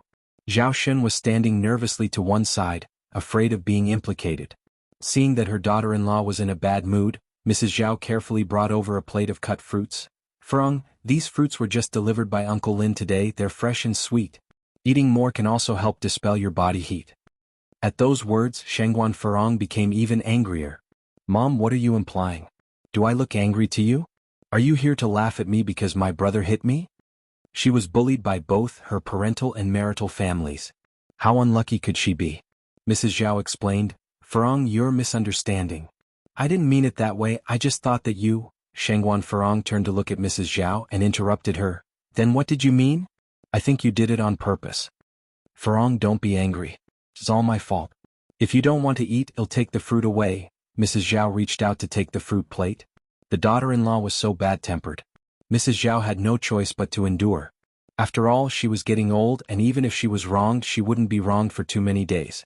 Poor Zhao Xun. He would have to suffer for a lifetime. Mrs. Zhao sighed inwardly. Enough is enough. Shangguan Furong frowned and said, "Mom, go back to your room and rest. What are you doing causing a ruckus here? Don't I look distraught enough to you?" The old woman is truly annoying. She just knows how to create trouble. Mrs. Zhao then said, "Then I'll go out for a walk." Shangguan Furong said impatiently, "Just go. If you find any errors, ads pop up, ads redirect, broken links, non-standard content, etc. Please let us know reports so we can fix it as soon as possible." Chapter 650. When did you become so close with her? _3. As soon as she finished speaking, Shangguan Furong glared at Zhao Xun. "You go away too. Standing here like a nail. It's so annoying." If it were another man whose wife got hit, he would definitely fight back immediately. But Zhao Xun, he doesn't even dare to fart. Just like a waste. "All right." Zhao Xun nodded and responded, following Old Lady Zhao out of the room. As the mother and son left the room, Old Lady Zhao sighed, "Xun Bao, when will you be able to stand up for yourself?" "Mom, Furong's temper is a bit strong but her heart is kind," Zhao Xun said, helping Old Lady Zhao down the stairs. "She hasn't mistreated you, nor did she keep you deprived." Old Lady Zhao helplessly shook her head. Isn't a bad temper a flaw? In all of Beijing, which daughter-in-law would arbitrarily command her mother-in-law?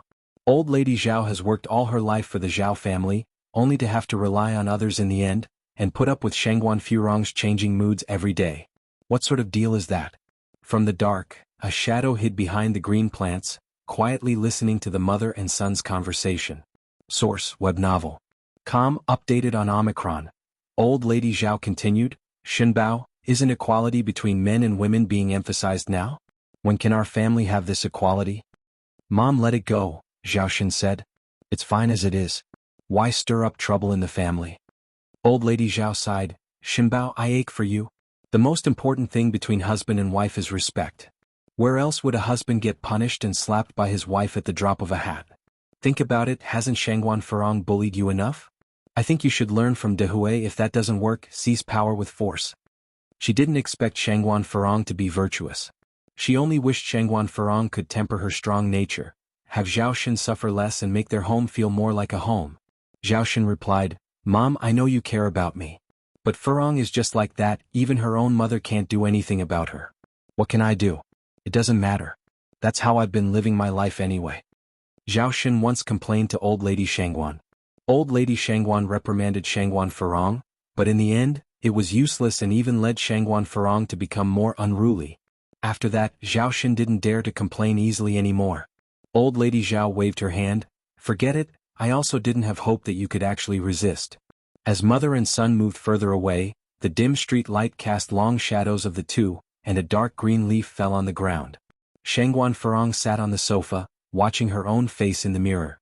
De Hui was brutal, there was a clear handprint visible on her left cheek. Just then the butler walked in from outside. "Madam? What's the matter?" Shangguan Furong looked up at the butler with annoyance. The butler swallowed and said, "Comrade Lin Fang is here. Don't see her." Shangguan Furong uttered angrily, "Tell her to go home." "All right."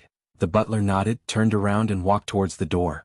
Lin Fang was carrying a gift. When she saw that the butler had come out, she immediately went up to him. How is it, Butler Lin, has Madame Zhao agreed to let me in?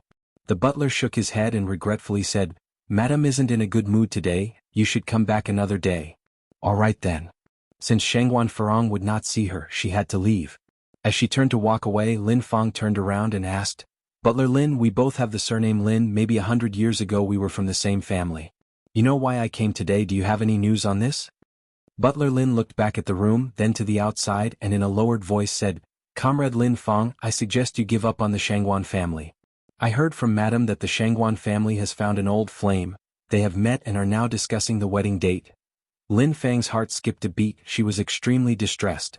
Originally, the position of Shangguan's matron was hers. And now it's been stolen by others. Fortunately, she now had a new goal in mind. Lin Fang sighed, All right, I understand, thank you.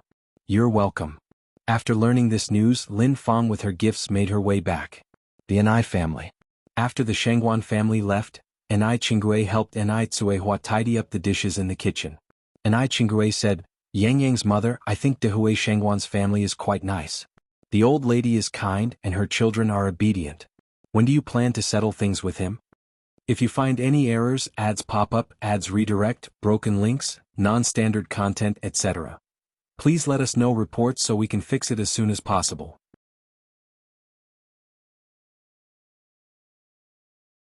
Chapter 651. When did you become so close with her? _4. Even though Shangguan Farong was a bit of a handful, she was, after all, a married woman living away from the Shangguan family. Therefore, she wouldn't have much impact on Enai Tsuehua and Shangguan Dihui's lives. Enai Tsuehua was stunned for a moment, then said, There's no rush with this matter. What's there to rush?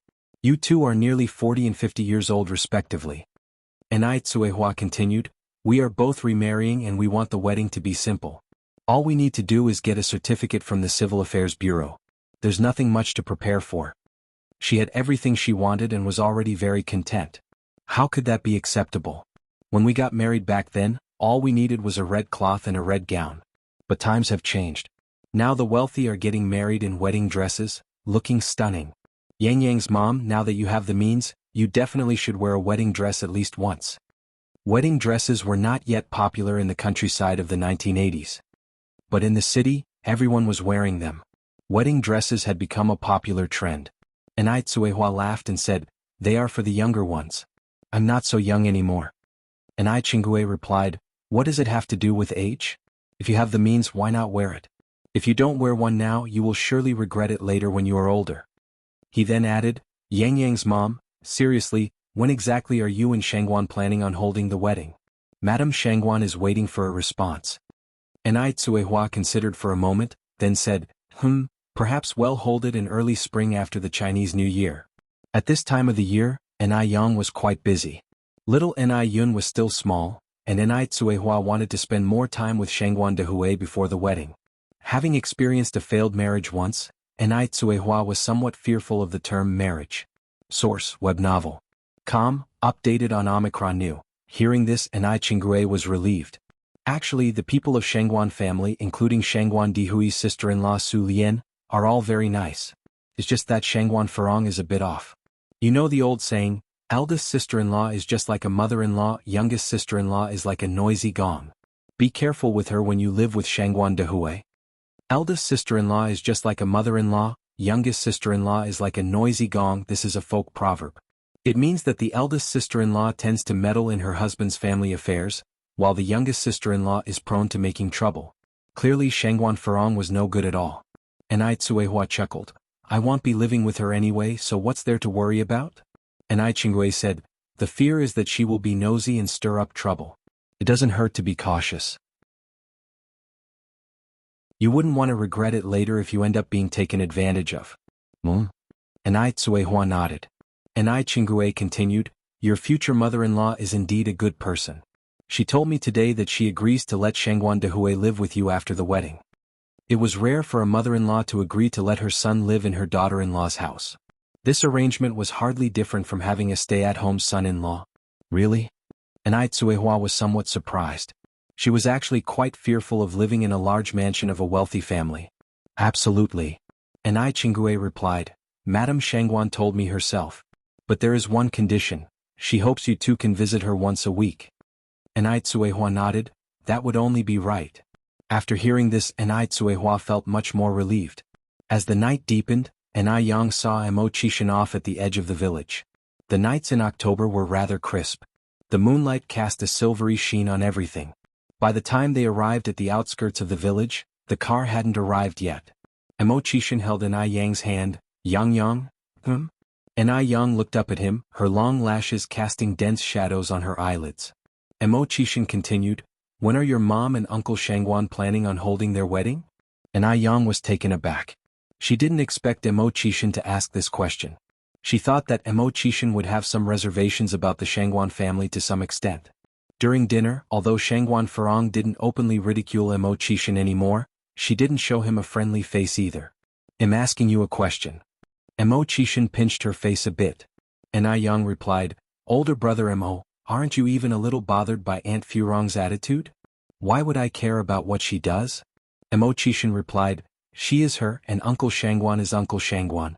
At the very least, the rest of the people from the Shangguan family are very polite. Enai Yang nodded, older brother Emo, you're right. You haven't answered my question yet. Emo Chishan continued.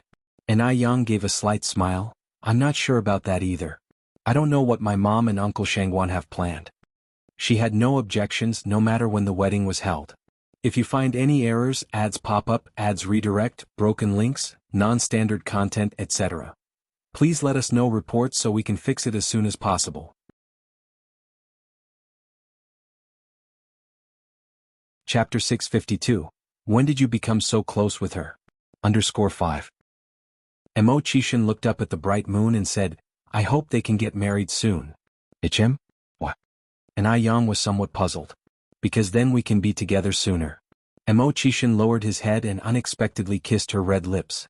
The temperature at the corners of his mouth was slightly cool, his lips as thin as paper as though he was kissing an ice cube. Enai Yang pushed him away, laughing and leaving a row of teeth marks on his lips. Shameless, who wants to be with you sooner? You haven't passed the probation period yet. Boss, isn't it unfair? Emo Chishan said, feeling aggrieved. It's been a long time, why haven't I passed the probation period?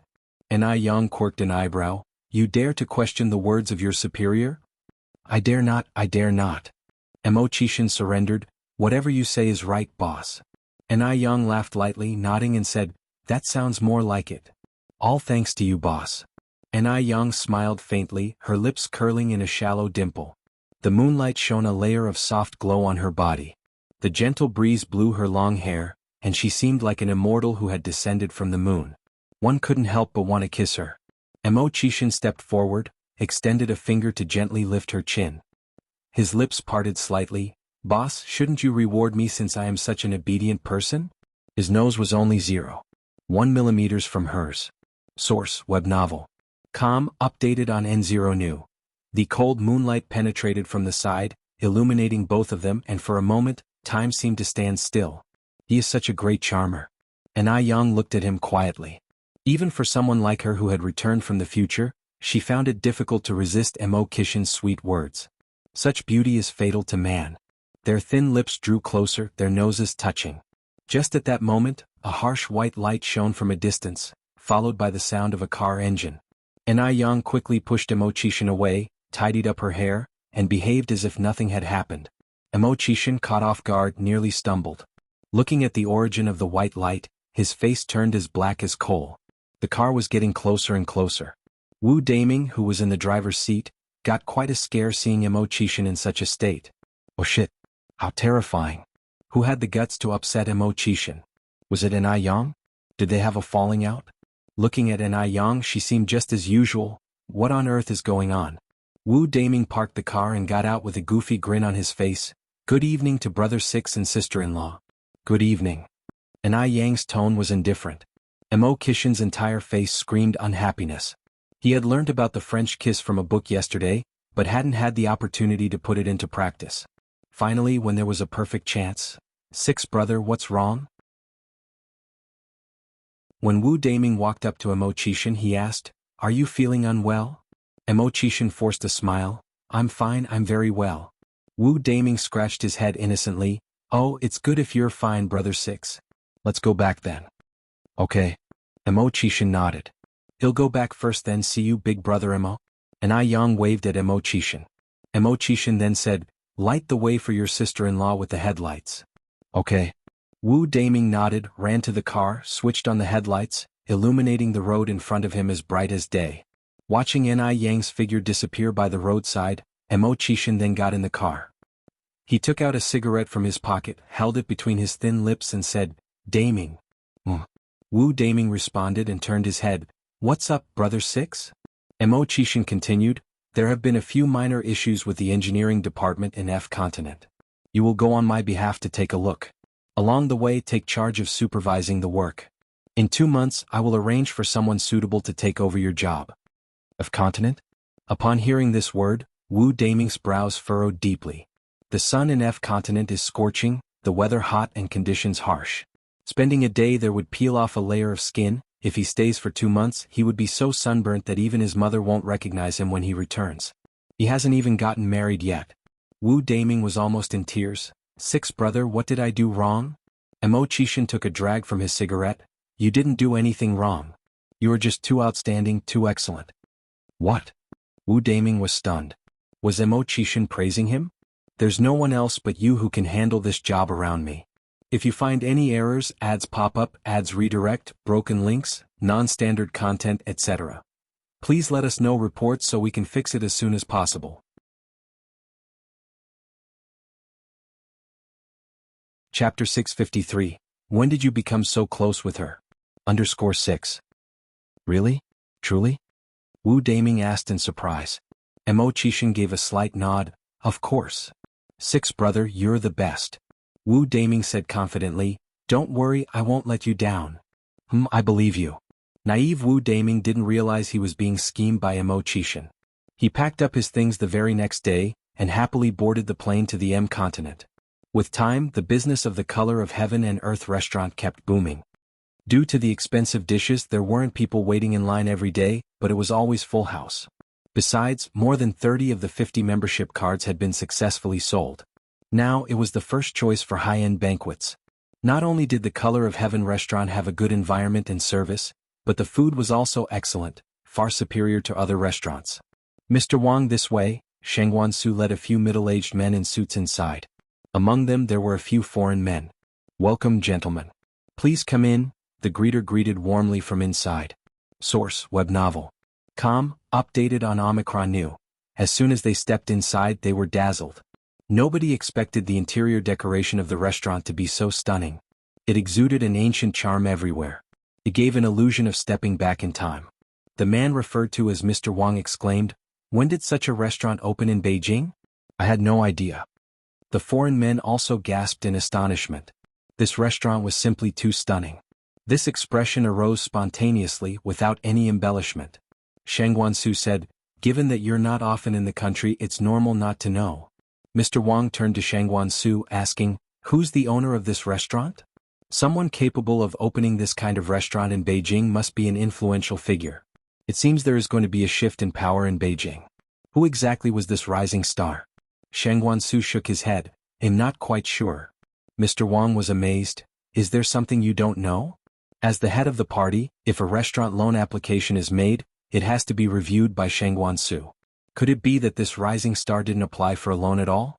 There were many families in Beijing who could open restaurants without loans, but they wouldn't be low-key. Shangguan nodded. Indeed, it's a shame. Actually, Shangguan was also very curious. Who was this genius who could create such a restaurant and provide such service? One could say that once you visited this restaurant, you would lose interest in others. Mr. Wang continued, who ran this restaurant before? Chen Jitsong, Shangguan answered. Mr. Wang thought for a moment, then said, the young heir of the Chen family? Yes, Shangguan nodded. Mr. Wang smiled. It turned out that this heir of the Chen family studied hotel management abroad, but he was defeated by a nameless individual. Shangguan commented, one should not equate theoretical knowledge with practice. No matter how well you study, it's ultimately just book knowledge. Mr. Wang nodded, you're right. With that, Mr. Wang was even more curious about the mysterious rising star. While they were chatting, they kept walking inside. Please, gentlemen, take a seat over here. A waiter dressed in Han clothing led them to a booth with lanterns. Shangguan said, We're here to discuss business. It might not be convenient downstairs. Can we go upstairs? I'm sorry, sir, but the private rooms on the second floor are fully booked, replied the waiter. What about the third floor? Xianxia asked next. The upstairs is exclusively for VIP customers. The waiter then explained the procedure to become a VIP customer to Xianxia and the others.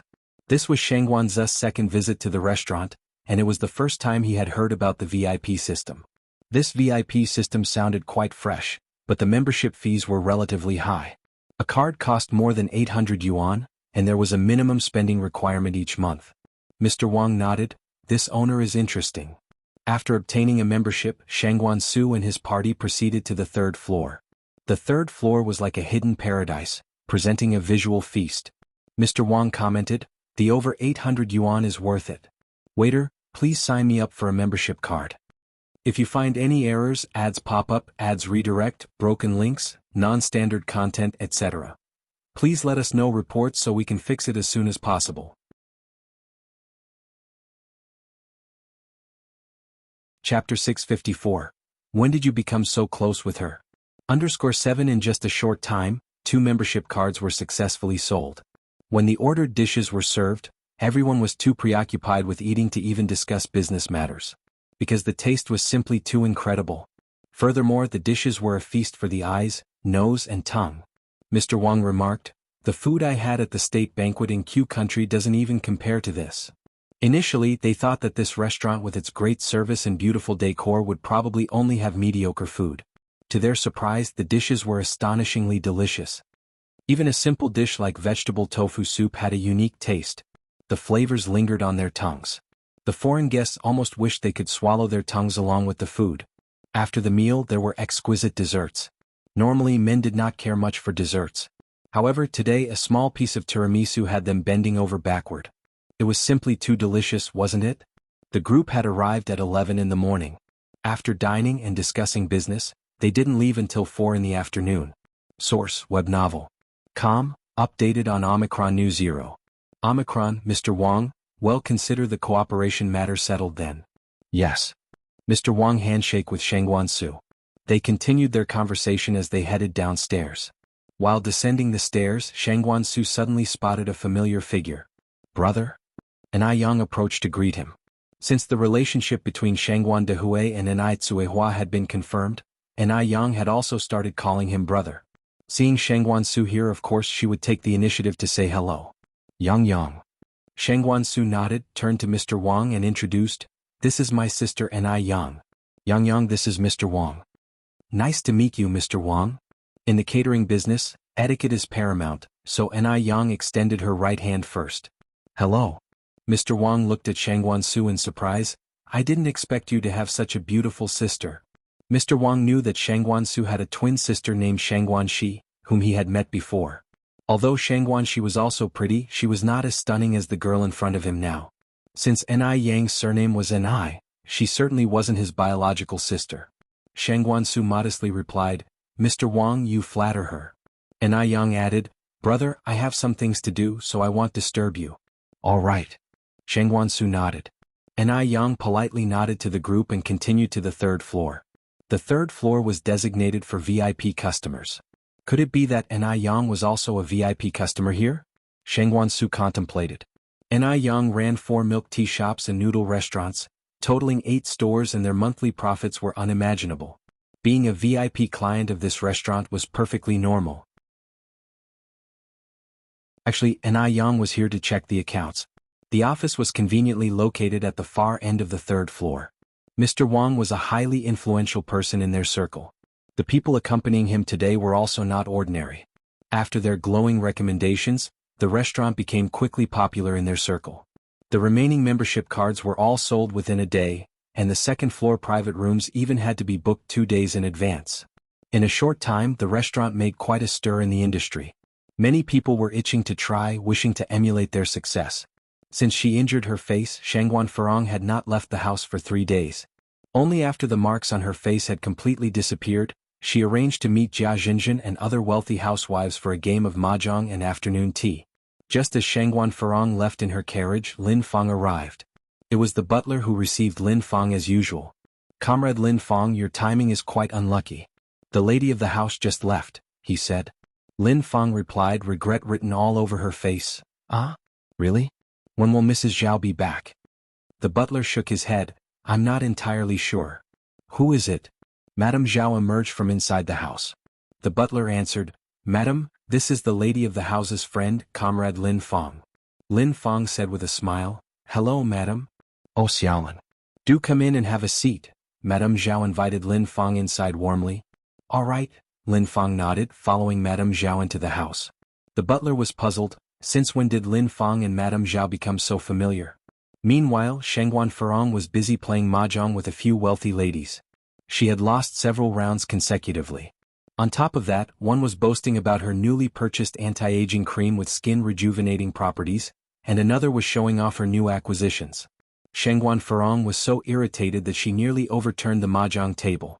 What's going on with you today, Furong? Your luck is so bad. Are you bothered by something?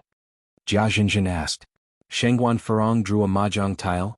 I have been dealing with a troublesome matter recently. What is it? Do tell.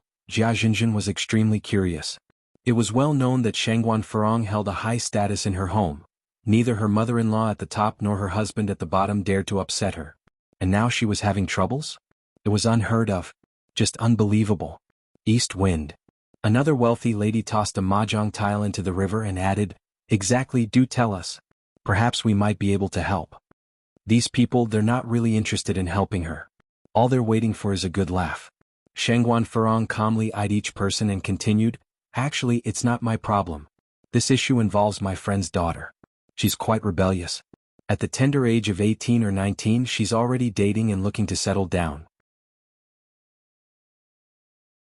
What's more, the guy she's with has a notorious reputation.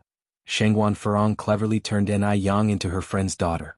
Jia Jinjin commented, Having a clueless daughter is really unfortunate for your friend. The others agreed, when stuck with such a clueless daughter, there's nothing to do but accept your fate. Actually, I have a solution. The wealthy lady with curled hair spread her mahjong tiles on the table. I made a flower upon a Kong, I've won. Pay up. Pay up. The other three tossed their money into the river.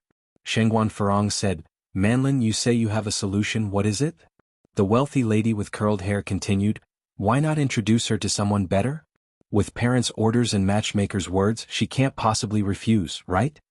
Shangguan Furong laughed immediately, You're right. I'll discuss this with my friend. Indeed. Why hadn't she thought of this solution herself? She could introduce Ni Yang to someone far superior. A man from a background that matches the Shangguan family's status. At that time, Ni Yang would undoubtedly be grateful to her. Shangguan Furong's mood immediately improved. Her improved mood brought better luck, and she won several rounds in a row. The ladies once again badgered Shangguan Furong for a treat. So it's the end of the month and money is tight. Furong, you've won so much today, you must treat us to a good meal. Shangguan Furong laughed, Look at you guys casting your ambitions so low. I've always said that a woman should control the household finances. How can you let a man be in charge? Among these wealthy women, including Jia Jinjin, who wasn't reliant on her husband for pocket money, Shangguan Furong was the only one distributing money to her husband. Everyone was green with envy. If you find any errors, ads pop up, ads redirect, broken links, non-standard content, etc., please let us know reports so we can fix it as soon as possible.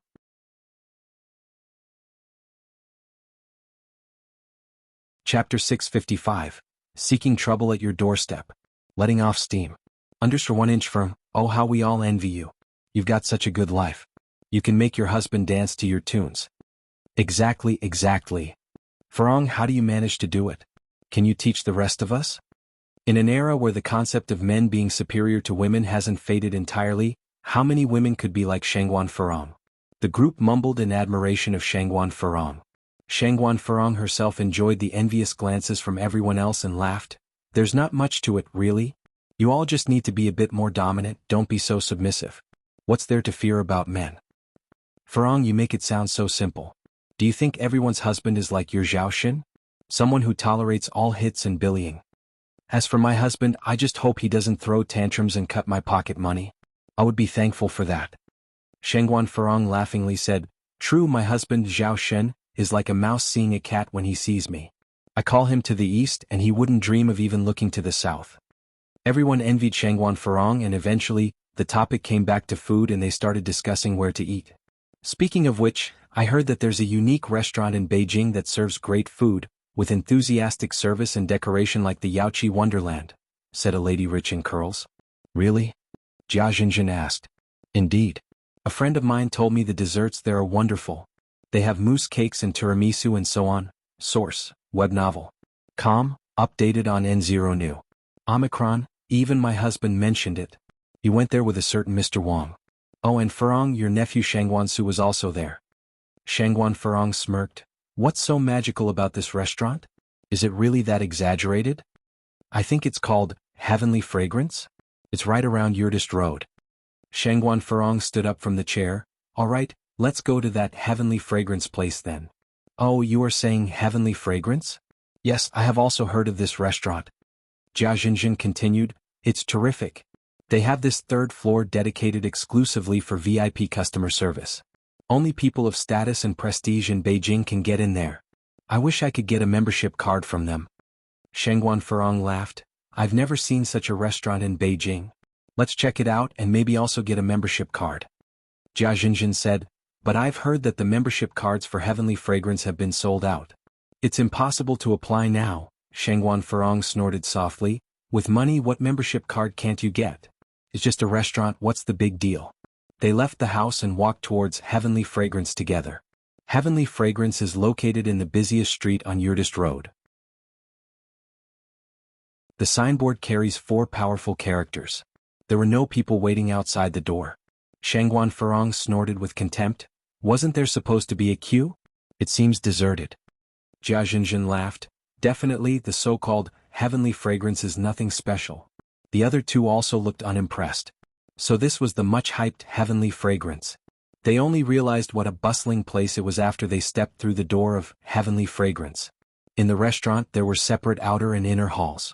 A light veil divided the outside and inside halls. Subtle sandalwood incense was burning in the corner. A young woman dressed in hanfu was sitting before a spectacular pile of leaves, playing a pipa.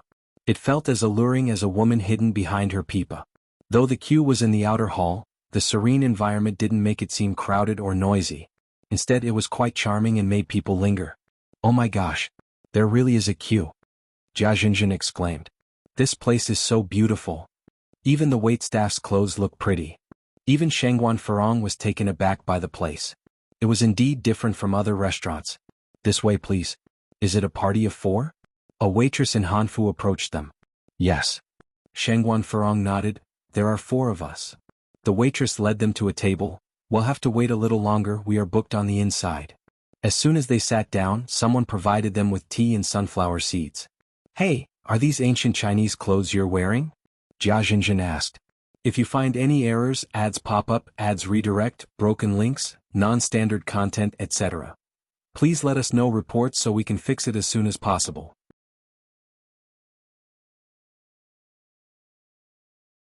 Chapter 656. Asking for trouble at your doorstep. Venting your anger. _2. This is the Han Chinese traditional costume, the Chiru Hanfu. Jia Jinjin nodded. Oh, where did you buy this one? It's so gorgeous. It makes her want to buy a set. Our boss had this custom made at a factory. She personally designed the patterns and styles. The traditional Chiru Hanfu has wide sleeves, but we have modified it to narrow sleeves for serving convenience. Your boss is quite proficient. Jia Jinjin exclaimed. By the way, this is your queue number. The waiter handed Shangguan Farong a white strip of paper. The paper was written number 58. What does this 58 mean? Shangguan Farong asked. The waiter explained, you are the 58th group of customers, there are 57 groups ahead of you. 57 groups are waiting ahead. Shangguan Farong exclaimed in surprise, you must be joking. Even if each group spends half an hour eating, they still have to wait 28 hours. The waiter laughed and said, don't worry, our table turnover rate is quite fast and the interior is spacious too. Sometimes, when one group finishes, several tables are immediately available. You probably only have to wait for a couple of hours. Shangguan Farong couldn't even wait for 10 to 20 minutes, let alone a couple of hours. Source, web novel. Updated on Omicron. New Omicron. Shangguan Farong continued, Didn't I hear that you have some kind of VIP membership? Give us each one. With an apologetic look, the waiter said, I'm sorry, comrade, our VIP membership cards are all sold out. Frankly, their staff never imagined that the membership cards, priced over 800 yuan each, would one day be sold out, even creating a shortage. Shengguan Furong asked again, how much is your membership card each? 888, the waiter replied. 888 to ordinary people is astronomical, but for the wealthy, it's just a meal money, nothing more. Shengguan Furong pulled out a wad of bills from her wallet. Here, I have 1,600 yuan. Set me up with your membership card. Sorry, comrade, it's not about the money. There are many rich people in Beijing who can readily offer thousands, but that still wouldn't get them a card. Our restaurant's membership card is limited. We are no longer issuing new ones. Limited edition again. She expected skincare products to be limited editions, but never thought restaurant dining would be limited too. Shengguan Furong pulled out another stack of bills. How about these? The waiter repeated his previous statement. Jia Xinjin said, young lady, just tell us how much you want, okay? Our Furong lacks nothing, least of all money. The two rich ladies next to her chipped in, that's right. Furong lacks nothing, especially not money. A smile slowly formed on Shengguan Furong's face. Comrades, this isn't about money. Our restaurant only issued 50 VIP cards. If you want to be members, you need to wait and see if anyone returns their cards. Typically, no one returns their cards. Given the booming business of the Gus Tianxiang, being a VIP customer and dining on the third floor has become a status symbol. In Beijing, it's rare for any high-end restaurant to achieve such popularity. The success of Gus Tianxiang has disrupted the traditional food market. Frustrated by the membership process and angry, Shengguan Furong asked, do members still need to line up? Not required, the waiter shook his head. We have a designated VIP reception room. Shengguan Furong is the type who wants more when she realizes something isn't easily attainable. Call your manager over. I need to speak with him. The waiter looked at Shengguan Furong and, noting her attire, realized she was no ordinary individual. He begrudgingly summoned the general manager. The general manager is Gu Lanji. She was a talent that Ni Yang had poached from a state-run large restaurant. Hello. Gu Lanji greeted politely. As a general manager, Gu Lanji was not wearing hanfu, but a standard suit, a pencil skirt and black high heels, with a walkie-talkie on her ear. She gave people the impression of a business elite. I want a membership card. Name your price, Shengguan Furong said to Gu Lanji. Gu Lanji raised an apologetic smile. Ma'am, I think there may be some misunderstanding. The memberships of our restaurant are limited. We currently don't have additional spaces. No matter how much money you offer, our answer remains the same. If you find any errors, ads pop up, ads redirect, broken links, non-standard content, etc., please let us know reports so we can fix it as soon as possible.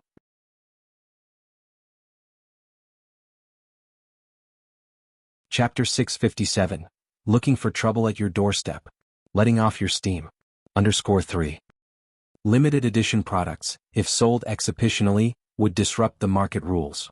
If the first customer is an exception and the second and third customers are not, it would offend the customers. If supplied unlimitedly, VIP cards would lose their significance and become cheapened.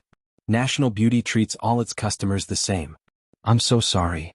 Gu Lanji bowed to Shengguan Furong before turning around and leaving. Shengguan Furong wanted to say something else, but Jia Xinjin tugged at her arm. Forget it, Furong, I've heard that the VIP card of National Beauty is hard to get.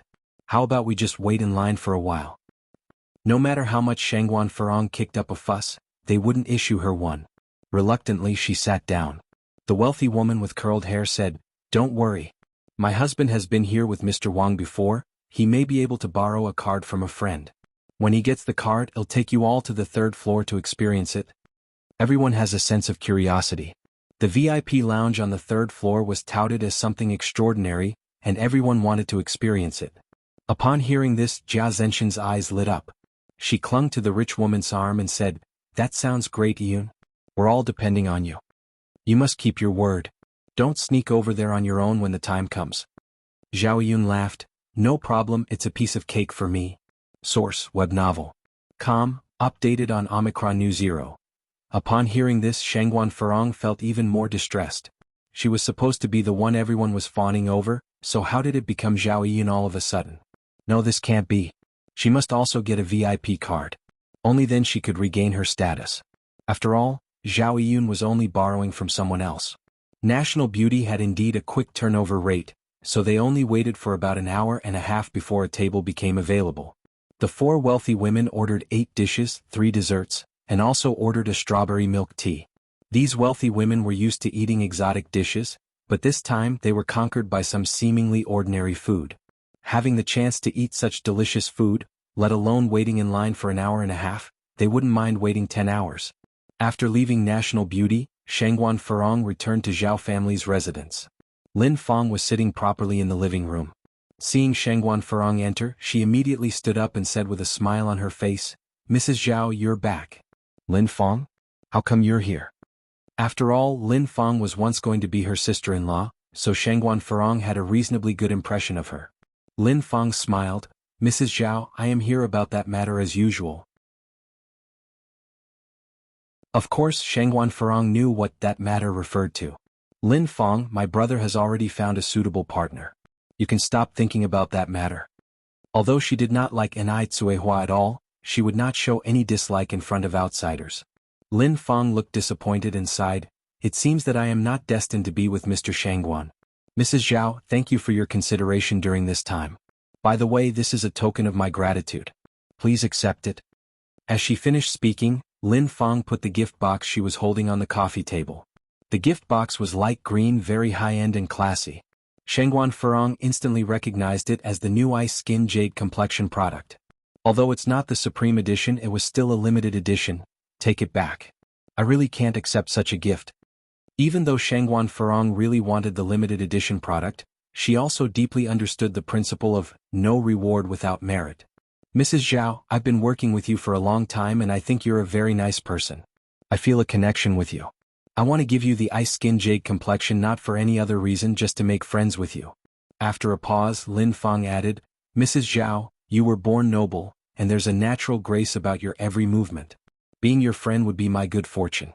Of course, it would be my honor if you accept my gift." Lin Fang's words successfully lifted Shangguan Furong into the clouds. Who doesn't like a little flattery? Of course, in this era there's no such thing as rainbow farts. This is called flattery. Got to say, Lin Fang accurately pinpointed Shangguan Furong's Achilles heel. Why not accept a gift and listen to someone flattering you at the same time? Shangguan Furong then said, "In that case, I will accept it. If you find any errors, ads pop up, ads redirect, broken links, non-standard content, etc., please let us know reports so we can fix it as soon as possible."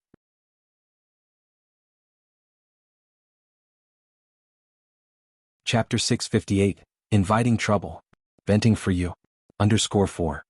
What a shame that Lin Fang couldn't become my sister-in-law. If Lin Fang had become her sister-in-law, would she have been slapped by Shangguan Dehui for no reason? Further, Lin Fang's lineage is many times more prestigious than Enai Quihua's. Lin Fang smiled and said, "Mrs. Zhao, I knew you would be a good person." Shangguan Furong glanced at the gift box of exquisite beauty products, then turned to the servant standing by, unhappily saying, "What are you doing? How could you not even pour a cup of tea for Lin Fang? Is this how you treat guests?" "I'm sorry, madam. I'll go pour the tea right away." Shangguan Furong smiled at Lin Fang. "Servants are just servants, they have no discerning eyes. Don't mind them." Lin Fang replied, "As long as you accept my gift, I'm already very happy, why would I mind?" Lin Fang nodded her head. She was very satisfied with Lin Fang's cooperative attitude, and it was quite gratifying to feel superior. After some conversation, the two of them had developed a considerable bond. When Lin Fang was about to leave, Shangguan Furong invited her to come over and play more often with a smile. After Lin Fang left. Source: Web Novel. Com, updated on Omicron New Zero. Shangguan Furong recalled Enai Yang's matter, and the smile on her face gradually faded. She ordered the butler, "Prepare a list of all the unmarried men in our circle for me." Although the butler was slightly puzzled, he still did as he was told. Before long, Shangguan Furong had the list. After careful selection, Shangguan Furong finally chose a suitable candidate. She called Zhao Shen over and threw the document at him. "What do you think of Chen Weiye?" Zhao Shen was somewhat puzzled about Shangguan Furong's remark. "Furong, what do you mean? Do you think he would match an Yang?" Shangguan Furong continued. Zhao Shen said in surprise, "Furong, are you trying to play matchmaker for them? That seems a bit inappropriate." The Qian family holds a significant status in Beijing, but Qian Wei's daughter Qian Xiaodai is the same age as Ni Yang. And there were rumors that his ex-wife was even the victim of domestic violence. What's inappropriate? Shengguan Furong's face turned cold. Qian family is wealthy and Weiya is capable. Marrying him would be Ni Yang's fortune from a past life. It's still uncertain whether they would favor her. Even if Qian Weiya isn't perfect, he is still much better than Imo Qixin. Plus, Qian Weiya is the head of the family. With the Qian family's support, both the Shangguan and Zhao families would benefit. What does that deadbeat Imo Qixin brings to the table? Once the elderly lady and gentleman Imo passed away, his good days would be over. The Shangguan family couldn't be expected to support him, could they? Ni Yang just wanted to marry a wealthy man, didn't she? Qian Weiya has plenty of money. He could certainly satisfy Ni Yang. Zhao Xin made a difficult attempt at persuading, but Qian Weiya is much older than Ni Yang. His daughter, Qian Xiaodai, is already 19 years old. Ni Yang is just 18 this year. Isn't this just throwing her to the wolves? Shengguan Furong said, Imo Qixin is also 28, isn't he? And doesn't Ni Yang like older men? Furong, this is a bit improper. What do you know? Shengguan Furong narrowed her eyes. If Qian Weiya takes a liking to Ni Yang, she should thank her lucky stars. You have no idea how many girls would give anything to marry into the Qian family. Zhao Xin still looked troubled. Shut up. Shengguan Furong rolled her eyes at Zhao Xin. Zhao Xin was scared into silence. Shengguan Furong continued, make me a cup of coffee. All right. Zhao Xin turned and walked towards the door. Shengguan Furong leaned back against the headboard, thinking about Ni Yang's business while savoring her coffee, and did not go to sleep until midnight. Early the next morning, Shengguan Furong made a trip to the Qian family. The old lady Qian was over 90 this year but had retained excellent hearing and vision. She was incredibly energetic. I wondered why the magpies in my garden were chirping this morning. It turns out that a distinguished guest has come. Old lady Qian, you still remember me? Shengguan Furong was pleasantly surprised, but I did indeed come to bring you some good news today. Old lady Qian laughed and said, you are the youngest daughter of the Shangguan family, how can I not remember? Everyone in the privileged circle has some pull. They chatted a bit about other matters before Shengguan Furong broached the main subject. Hearing this, old lady Qian asked, how old is the girl this year? Can she still bear children? Qian Weiya only had a daughter, Qian Xiaodai. The old lady Qian had been dreaming of holding another great-grandson. Shengguan Furong laughed and said, she can bear children. She's still very young. She's only 18 this year. It wouldn't matter if she wants to give birth to 10 or 8 kids. If you find any errors, ads pop up, ads redirect, broken links, non-standard content, etc. Please let us know reports so we can fix it as soon as possible.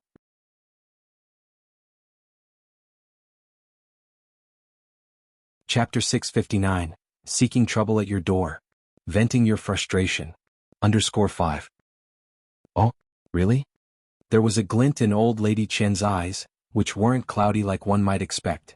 I wonder where the girl is from?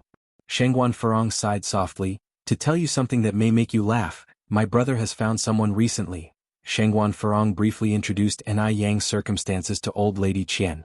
After all, it can't be kept a secret once the two families become related by marriage. It's better to be honest. Upon hearing this, old lady Qian said, why don't you bring her over for me to meet her? Even though Ni Yang is Shangguan Dihui's stepdaughter, she's still acceptable when considering her status.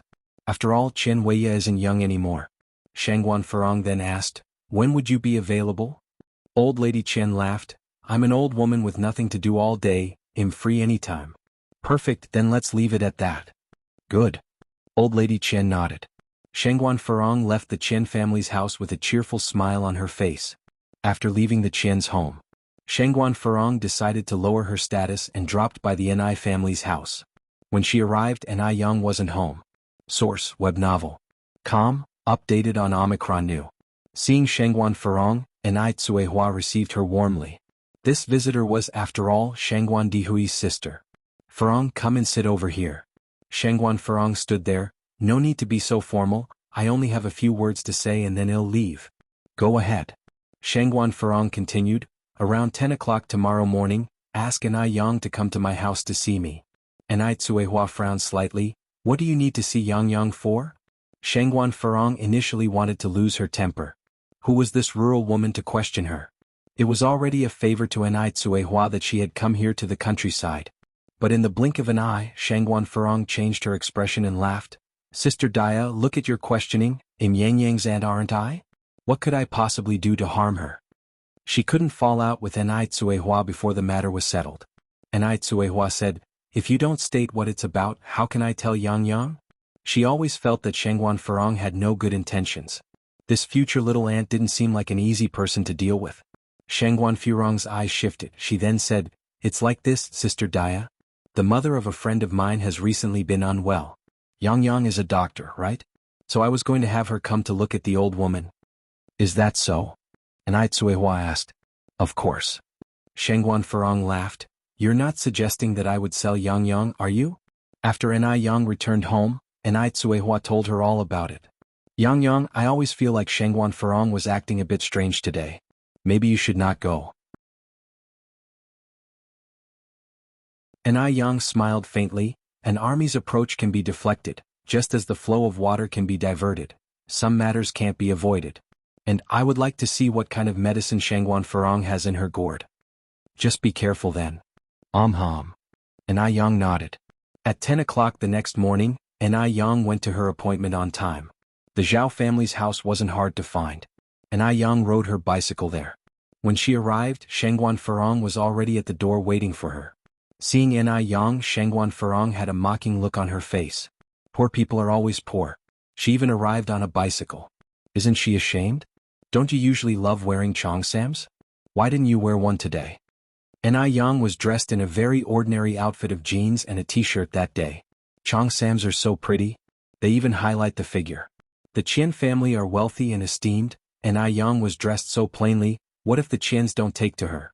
Enai Yang replied casually, what's wrong with me wearing this? Shangguan Furong continued, never mind, let's go. Remember to speak less after we get there.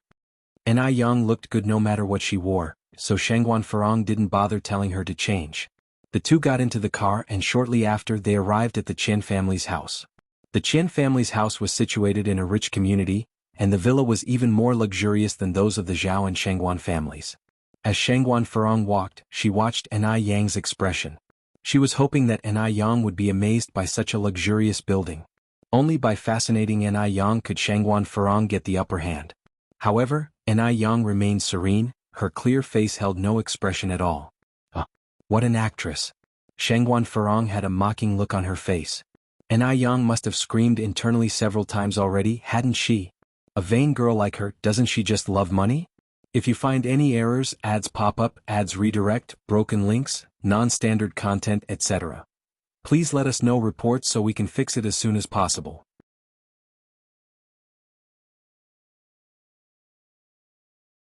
Chapter 660, Bringing Trouble to Your Doorstep. Venting Your Anger. _6. Who knows, she might even be deliriously happy once Chen Weiye takes notice of her. Upon seeing Shangguan Furong bringing Enai Yang, the butler came out to warmly welcome them. Mrs. Zhao is here, please come inside. The two entered the hall. Mrs. Chen and Chen Weiye were sitting on the couch in the living room. Furong is here, please have a seat. Mrs. Chen promptly stood up from the sofa. Shangguan Furong then introduced, Mrs. Chen, this is my niece Enai Yang. Yang Yang, this is Mrs. Chen and Mr. Chen. Enai Yang politely greeted, Mrs. Chen, Mr. Chen. The moment Chen Weiye laid his eyes on Enai Yang, he was stunned. Stunning. Incredibly stunning. Chen Weiye was very pleased with Enai Yang and voluntarily introduced himself. Yang Yang, I'm Chen Weiye, you can simply call me Weiye. Enai Yang slightly frowned. I apologize, Mr. Chen, but am not used to strangers calling me by my nickname. You can just use my full name. Shangguan Furong's face turned cold. She sharply turned towards Enai Yang, flashing her a warning look. Source, web novel. Com, updated on Omicron New. The Unworthy Girl. She then laughed and said, Mr. Chen, please do not mind. Yang Yang has always been straightforward. Why would I? Responded Chen Weiye. The young people these days have their own temperaments. After all, a lifeless fish isn't entertaining, is it? Glad you don't mind. Being as insightful as Enai Yang, she had already figured out Shangguan Furong's true intentions. She turned to her and asked, Aunt Furong, you mentioned there was an elderly person seriously ill here who needed my medical help. Is Mrs. Qian the person you were referring to? Hearing this, the smile on Shangguan Furong's face immediately froze. What is this insolent girl talking about? Mrs. Qian also looked displeased. As one grows old, they pay great heed to such matters. And here An Yang was implying that she was sick. This seemed nothing less than a curse.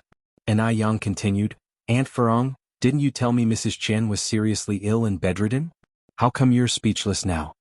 Mrs. Qian's face grew angrier with each passing moment. How dared Shangguan Furong deceive her like this? Shut up. Shangguan Furong barked. When did I ever say such thing? If those weren't your words, then why would I bring this medicine box with me? An Yang glanced to the medicine box slung over her left shoulder. Shangguan Furong immediately tried to explain to Mrs. Qian. Mrs. Qian, let me explain, that's not the way things are. Before Mrs. Qian could speak, Qian Weiya intervened. Mrs. Zhao, there's no need for explanations. I understand. Mom, please bring out the item. Although Mrs. Qian wasn't pleased when her son spoke, she had no choice but to comply. At least An Yang was pretty. As for her temper, it could be adjusted over time. Mrs. Qian took off the silver bracelet from her wrist and handed it to Qian Weiya. Qian Weiya handed it to Shangguan Furong. Mrs. Zhao, this bracelet is especially meant for my future wife. Upon hearing that, Shangguan Furong was over the moon. She never had expected that even after An Yang's display, the Qian family would still favor her. This was truly a fantastic turn of events. Shangguan Furong happily accepted the bracelet, smiling. Mr. Zhao, I guess our families will officially be related from now on. An Yang chuckled. I never thought Aunt Furong would consider remarriage. As your junior, I wish you and Mr. Qian a happy and fruitful life together. Those words turned everyone's faces sour. Especially Shangguan Furong and Qian Weiya. Qian Weiya was just in his 40s. And An Yang daringly referred to him as grandfather. Shangguan Furong was seething. Who was Qian Weiya? Did he think he deserved her? An Yang, the abominable girl, was clearly getting out of hand. Shangguan Furong went to An Yang's side. What are you blabbering about? This bracelet is a gift from Mr. Qian to you. Considering the wealth and status of Mr. Qian, it's your good fortune that he's interested in you. Today I will decide on your behalf that you will be engaged to Mr. Qian. Shangguan Furong was informing An Yang, not negotiating. This marriage was beneficial for both the Shangguan and Zhao families. An Yang should be grateful and had no right to object. You'll decide. An Yang said with a faint smile. Since when did my affairs become your business? Be clear of your place. Just because I called you Aunt, doesn't mean you get to act like an elder. If you find any errors, ads pop up, ads redirect, broken links, non-standard content, etc., please let us know reports so we can fix it as soon as possible.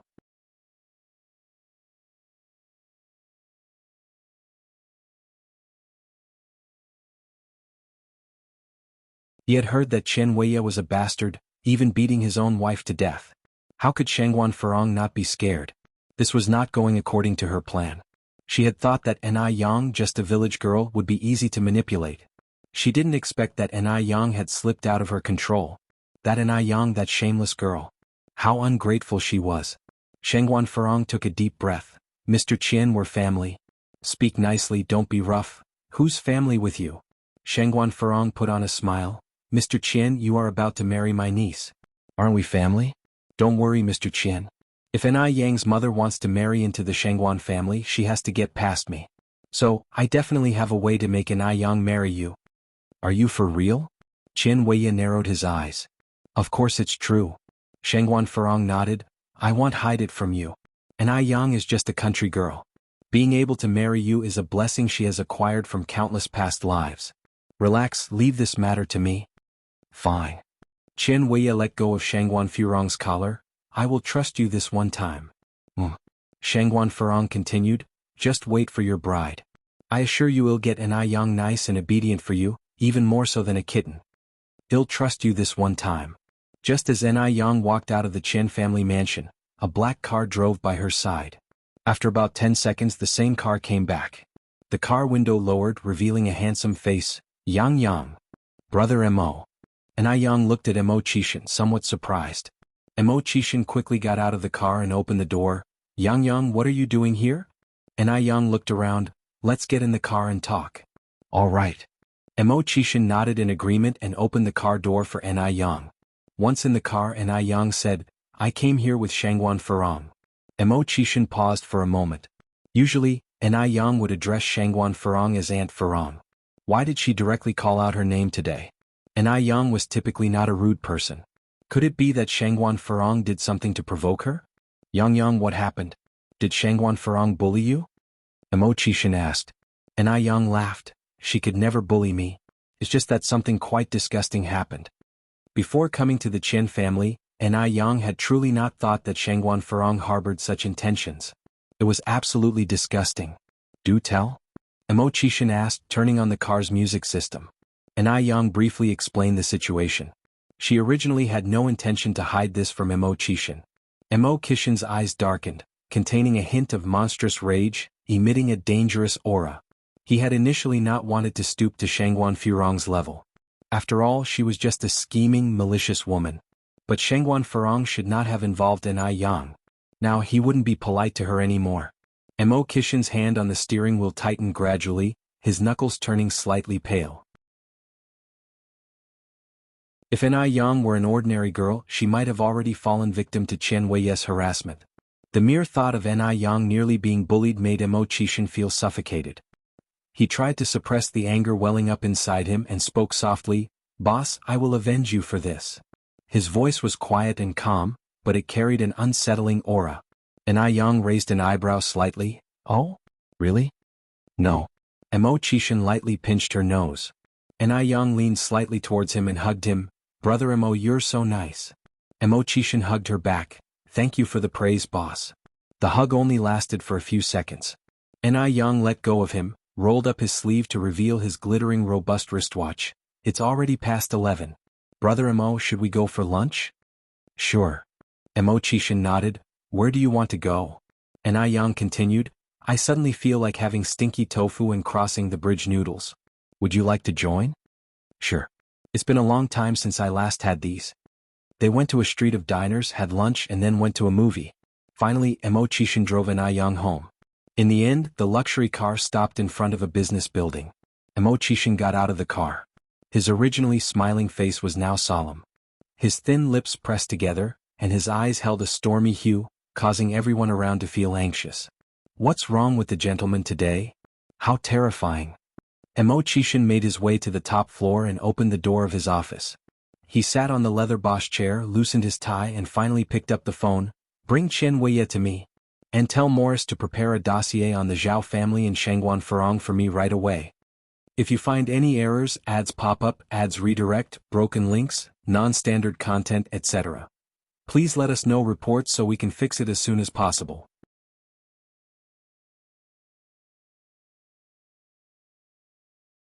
Chapter 662, The Show Begins. _1 Upon finishing his sentence, Mo Qishan hung up the phone. His face, usually stone cold, appeared to be enveloped by an impenetrable layer of ice. Shangguan Furong on the other end was still unaware of all that had taken place. After leaving the Zhao family, she had made her way to the Shangguan family residence. Shangguan Furong rushed into the living room, and upon not seeing her mother, asked one of the servants, Where's Mum? The dowager is resting in her room, the servant replied. Shangguan Furong immediately began ascending the stairs, knocking on the door loudly, Mum, Mum, Mum. A moment later, her mother appeared, wrapped in a robe. What's the rush all about? Shangguan Furong replied with a smile, I've brought good news, of course. And what good news could you possibly have? The dowager stepped aside to allow Shangguan Furong in the room. Shangguan Furong then said, Mum, I've found Yang a great potential match. The dowager furrowed her brows slightly. What did you say? I said, I found a good family that matches our status in the Shangguan family for Yang, Shangguan Furong repeated. The Qian family holds notable prestige and Chen Weiye is the head of the family. Source, web novel. Com, updated on New Zero. The dowager had no reason to object. As long as the dowager is on board, Yang would have to agree. Yang already has a boyfriend, there's no need for you to meddle, the dowager expressed her displeasure. You're talking about Mo Qishan?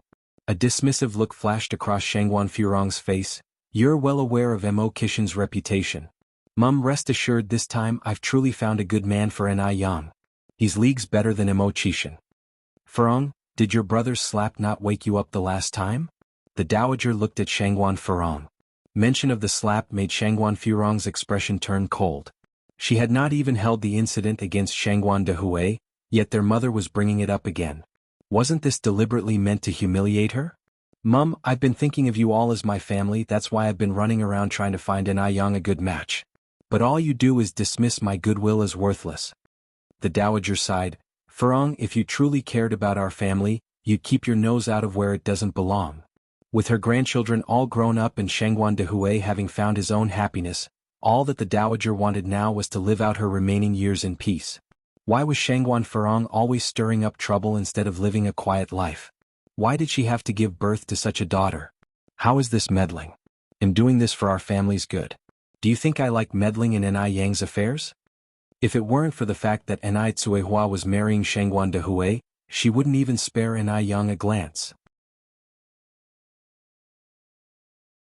Lin Fang was so eager to marry into a rich family, yet she didn't introduce Chen Weiye to her. In the end, not only did she gain nothing but she also stirred up a lot of trouble. What a thankless world this was. Shangguan Furong continued, Mum, the person I'm introducing to Ni Yang is Chen Weiye. You're acquainted with Lady Chen too. And Chen Weiye agreed to this match. Now we're only waiting for your approval.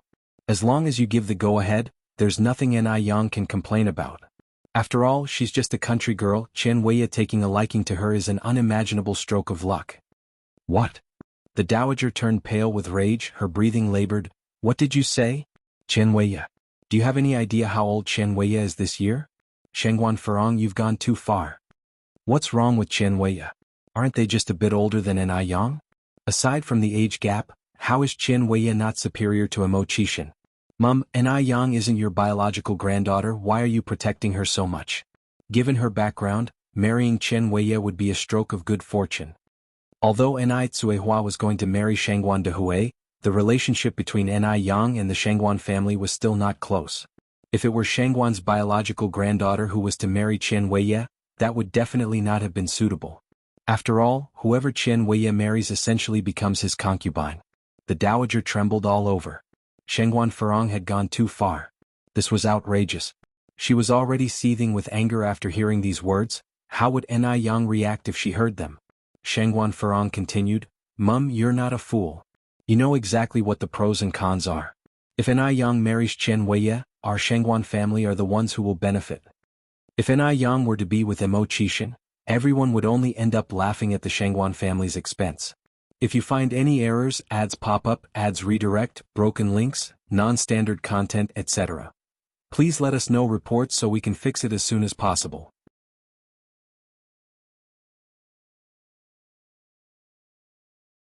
Chapter 663, The Show Begins. _2. Shut up.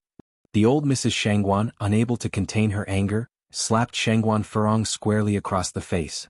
Caught off guard, Shangguan Furong's face immediately sported a visible handprint and her words came to an abrupt halt. She hit her. Old Mrs. Shangguan actually hit her. A few days ago, it was her own brother that hit her. Now it's her own mother. Moreover, it was all because of Ni Yang. Misfortune. They, mother and daughter, were truly a curse. Old Mrs. Shangguan continued, a daughter married off is like a bucket of water poured out. You have no right to interfere in Ni Yang's affairs. Old Mrs. Shangguan really didn't want to speak so harshly to Shangguan Furong. After all, in her eyes, her children were all equal. But Shangguan Furong was just too excessive. Source, web novel. Com, updated on Omicron New. 0 Mother, what did you say? Shangguan Furong looked at old Mrs. Shangguan in disbelief. I said a daughter married off is like a bucket of water poured out. Can't you understand me? Old Mrs. Shangguan continued, before, your brother indulged you no matter how excessive you were, he wouldn't grudge you. But this time it's different. Furong, I hope you can recognize your position. You're 36 years old, not 16. Can you think about the consequences before you speak or act? Staring at old Mrs. Shangguan, Shangguan Furong looked as if she was seeing a stranger. 36 years. This was the second time old Mrs. Shangguan had spoken such harsh words to her. The other time was on the way back from Ni Qihua's home. Everything I did was for the Shangguan family. Shangguan Furong cried hysterically, fine. It's my fault. I'm meddling in others' business. Okay. From today on, I'll stop caring about these damn things, okay?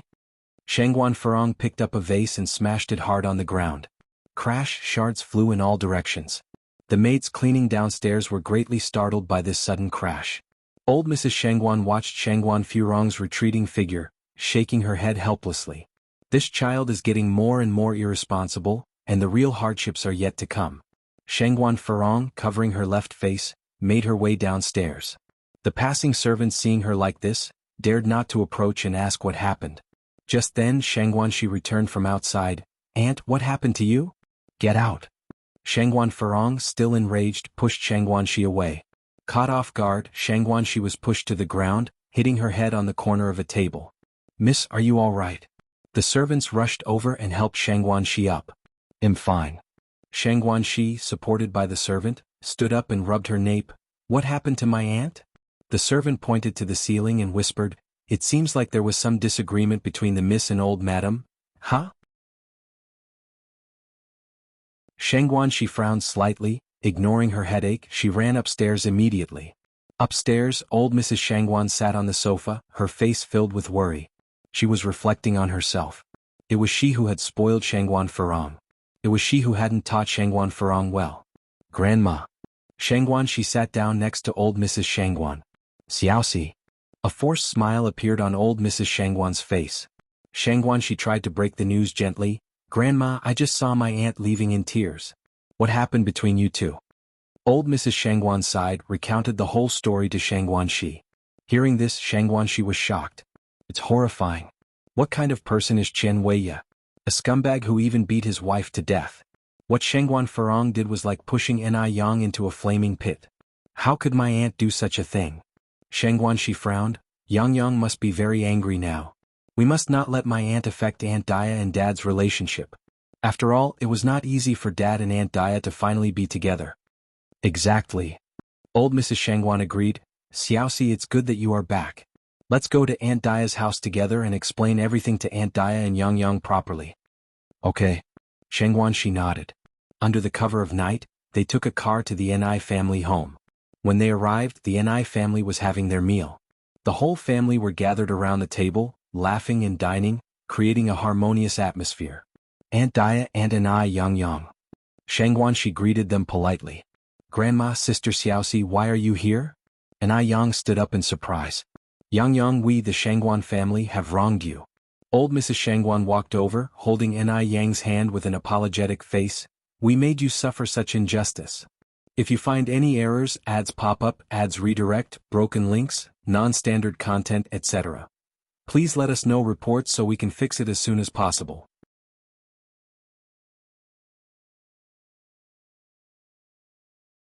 Chapter 664.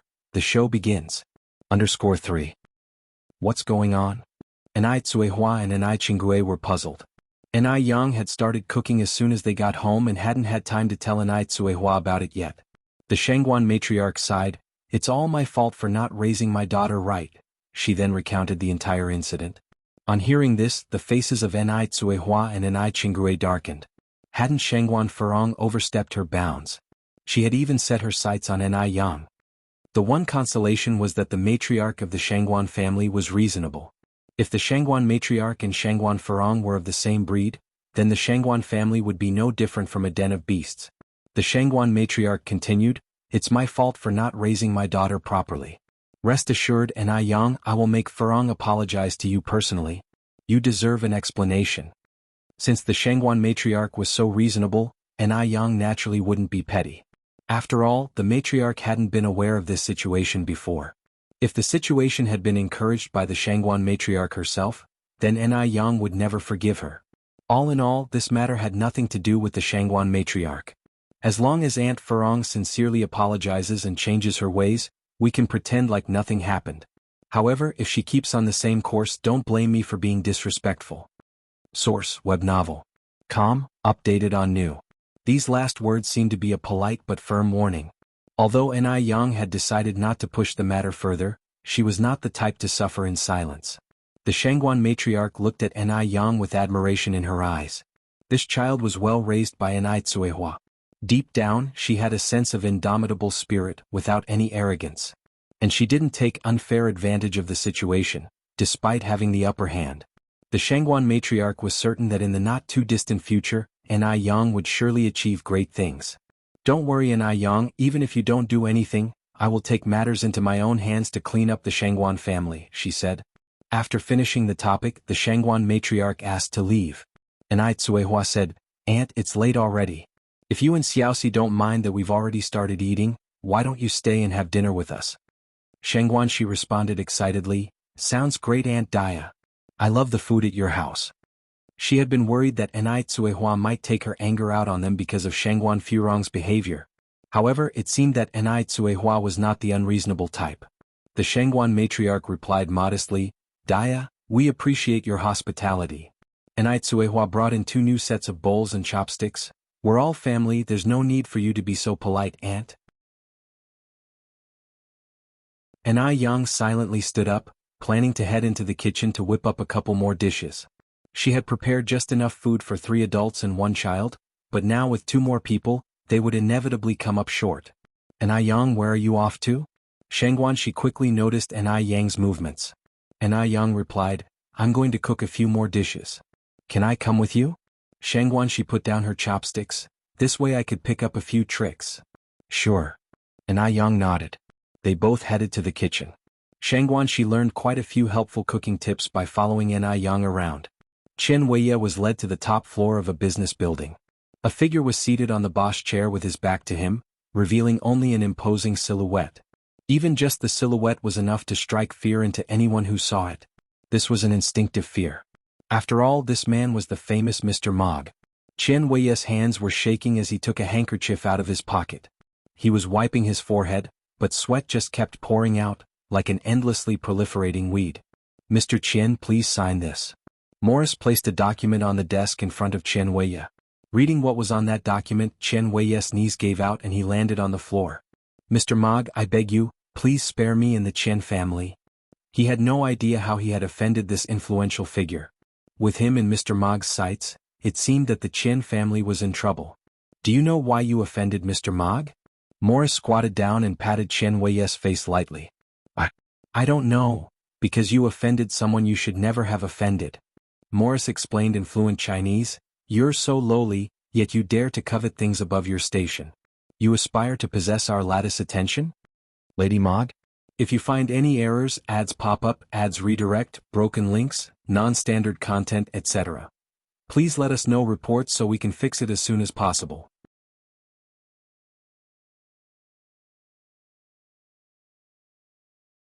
Chapter 665. The show begins. _4. This left Chen Weiye even more stunned. I haven't even seen Mrs. Mog, how could I be a toad trying to eat swan meat? Mr. Mog, you must see clearly. This is a disaster out of nowhere. Chen Weiye felt he was even more wrong than Do Yi. Think about it again, Morris said, increasing the force in his hand. Chen Weiye was shaking all over. He thought to himself, who on earth was Mrs. Mog? Chen Weiye lost his wife many years ago. He couldn't help but attract other women in his everyday life, but most of them were ordinary girls who he pacified very well afterward. Could it be? Chen Weiye felt a chill in his heart. Wouldn't the so-called Mrs. Mog be Anai Yang?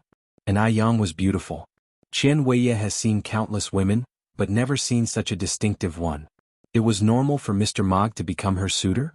Could it really be her? Chen Weiye gulped. The more he thought about it, the more frightened he became. Source: web novel. Updated on Omicron New. That Shangguan Furong really ruined him. Mr. Mog, I am truly sorry. I have no eye for treasure, I am a toad who wants to eat swan meat. I didn't know Anai Yang was your wife.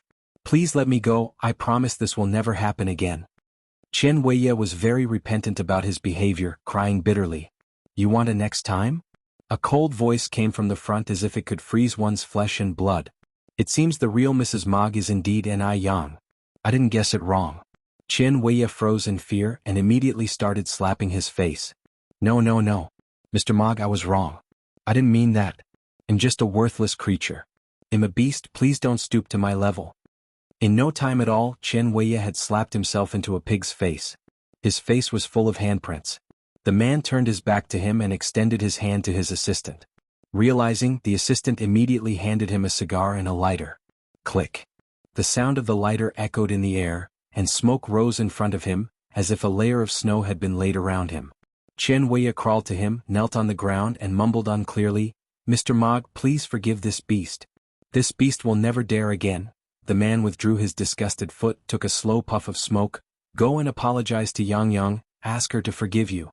Okay. Chen Weiya immediately got up from the ground and ran outside. Only then did the man turn his head, revealing a sharp-featured face, a cigar hanging at the corner of his thin lips, looking at Morris by his side. Morris quickly understood and turned to follow Chen Weiya. Morris, who had been following him for a long time, naturally understood what he meant. If Chen Weiya had turned his head back at that moment, he would have realized that the renowned Mr. Mog was actually despised by everyone. Imo Chishin then reached out to Marcus. "Where are the files on the Zhao family and Shangguan Farong?" "Here," answered Marcus respectfully, handing over the files. "How handsome the master looks when he's furious for his woman." Marcus was extremely excited. Imo Chishin took the files and flipped through a few pages. Marcus then said, "Last night Shangguan Farong returned to the Shangguan family. What was the Shangguan family's reaction?" Imo Chishin asked. Marcus thought for a while, then said, "Old Madame Shangguan and Shangguan Farong had a big argument. Shangguan Farong was even slapped across the face. In the end, old Madame Shangguan personally went to Miss Nis' house. It was fortunate that Madame Shangguan was wise. If Madame Shangguan was the same as Shangguan Farong, those who would be unlucky this time would not be limited to just Shangguan Farong and Chen Weiya." Upon hearing this, Imo Chishin's previously tight face relaxed a bit. Marcus then asked, "Sir, do you want me to invite Shangguan Farong over?" "No need." Imo Chishin closed the files. "Come closer." Marcus walked over to Imo Chishin and bent down. Imo Chishin whispered something to him and Marcus nodded. "Okay sir, I have it." This tactic of Imo Chishin, using someone's own methods against them, was absolutely ruthless. Shangguan Farong was about to face bad luck now. Ni family's house. Just as Ni Yang opened the gate ready to go out, an unknown figure popped up. "Grandma." Ni Yang slightly frowned. This man whose face is swollen like a pig's head, does she know him? And he is calling her grandma. Does she look that old? "Grandma, it's me. It's Chen Weiya." Chen Weiya spoke again. Ni Yang smiled lightly. "It seems you didn't take my words to heart yesterday. So, do you want to try the taste of being hit with an A12 again? If you find any errors, ads pop up, ads redirect, broken links, non-standard content, etc. Please let us know reports so we can fix it as soon as possible."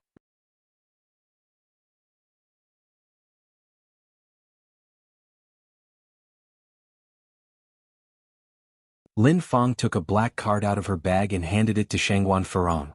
The black card was pitch black, with gold lines as decoration on the edges, and the 4 characters, National Beauty and Heavenly Fragrance on the left side. It looked very upscale and classy. "What is this?" Shangguan Farong asked. "This is a membership card of National Beauty and Heavenly Fragrance." Lin Fang continued, "Farong, haven't you always wanted their membership card? This one is for you." The National Beauty and Heavenly Fragrance membership card costs 888 yuan each. Obviously Lin Fang couldn't afford one, not to mention it was limited edition. This black card was given to her by a mysterious person who claimed to want to help her. Is this really a membership card from National Beauty and Heavenly Fragrance? Shangguan Farong looked at Lin Fang in surprise. Lin Fang nodded.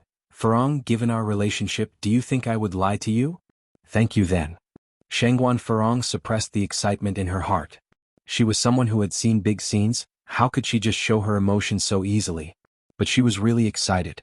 With the National Beauty and Heavenly Fragrance's membership card, she could now take that group of card-playing friends to their 3rd floor for a surprise. By then they will be so envious of her. Seeing Shangguan Farong like this, Lin Fang smirked and then said, "Farong, I have things to do at home, I won't bother you anymore." "Wait a moment." Shangguan Farong called out to Lin Fang. "What's the matter?" Lin Fang turned around to look at Shangguan Farong. Shangguan Farong opened a jewelry box and casually pulled out a necklace. "I bought this necklace a long time ago and only wore it once, now I'm giving it to you. If you find any errors, ads pop up, ads redirect, broken links, non-standard content, etc. Please let us know reports so we can fix it as soon as possible."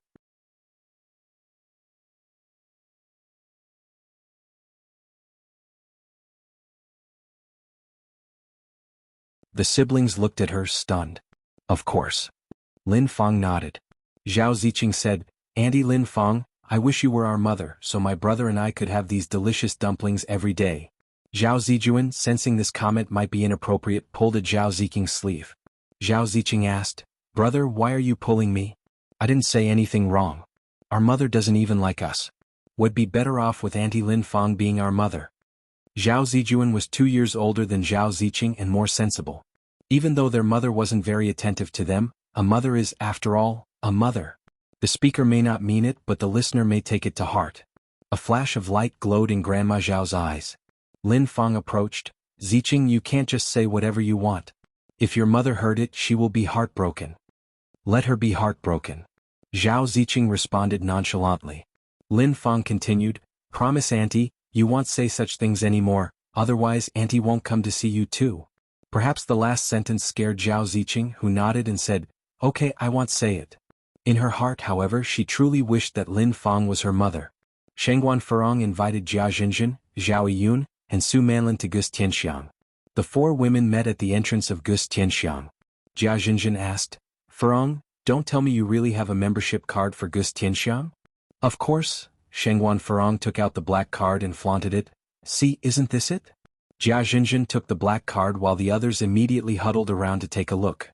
If you find any errors, ads pop up, ads redirect, broken links, non-standard content, etc. Please let us know reports so we can fix it as soon as possible.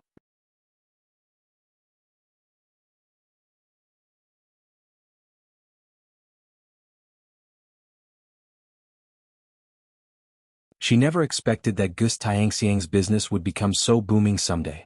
It became the target of imitation for everyone in the catering industry. Working here gave her a sense of superiority. And Ai Yang said, Sister Lanji, from now on, there should be a sanitary inspection in the restaurant every 3 days.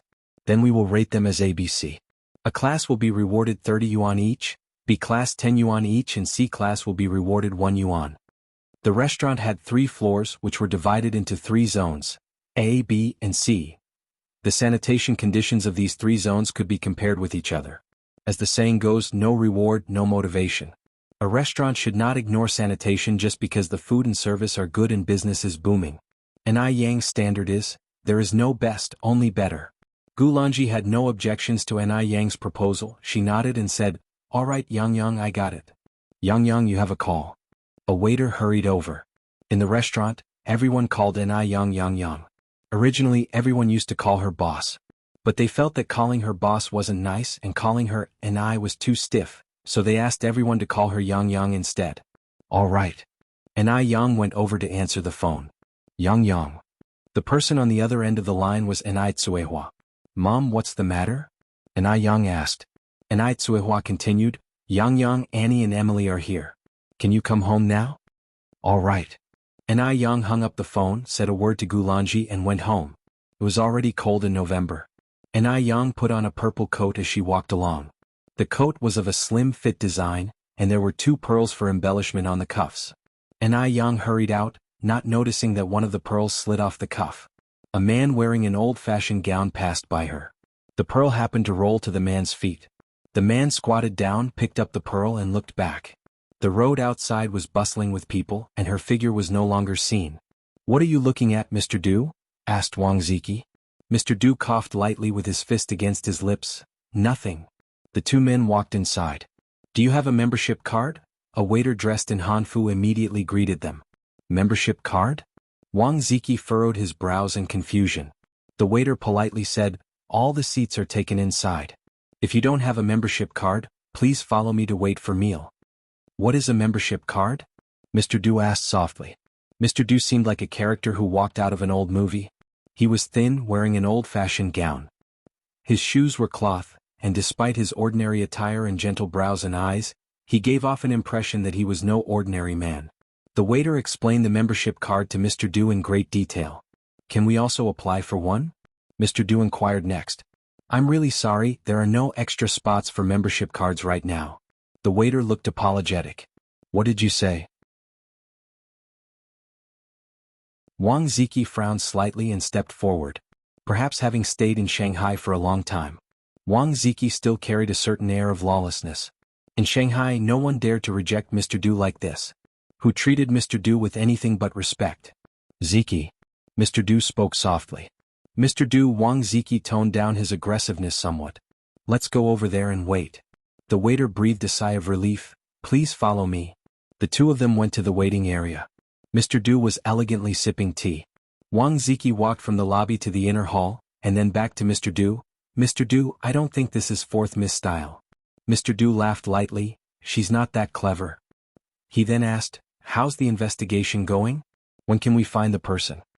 Wang Ziki showed a troubled expression. Mr. Du, this matter can't be rushed. The smile on Mr. Du's face slowly faded. After a while he asked again, is it really that hard to find a person? His voice was still gentle, but it carried an oppressive feeling. Wang Ziki steeled himself and said, Mr. Du, we are in Beijing. Don't we even have a clue? Mr. Du continued to ask. Wang Ziki shook his head. Mr. Du drained the cup of tea, then said, don't waste manpower on fourth Miss anymore, focus on finding her in the future. So, we're just going to ignore fourth Miss? Wang Ziki asked. If she wants to go mad, let her have a proper fit. Mr. Du put the teacup on the table, his face full of anger. It's unclear whether he's annoyed at the incompetent Wang Ziki, or the unrestrained fourth Mississippi. If you find any errors, ads pop up, ads redirect, broken links, non-standard content, etc. Please let us know reports so we can fix it as soon as possible. You're tuning in to the Phantom Sword Chronicles YouTube channel. Don't forget to subscribe and join us on this journey to catch the most captivating stories.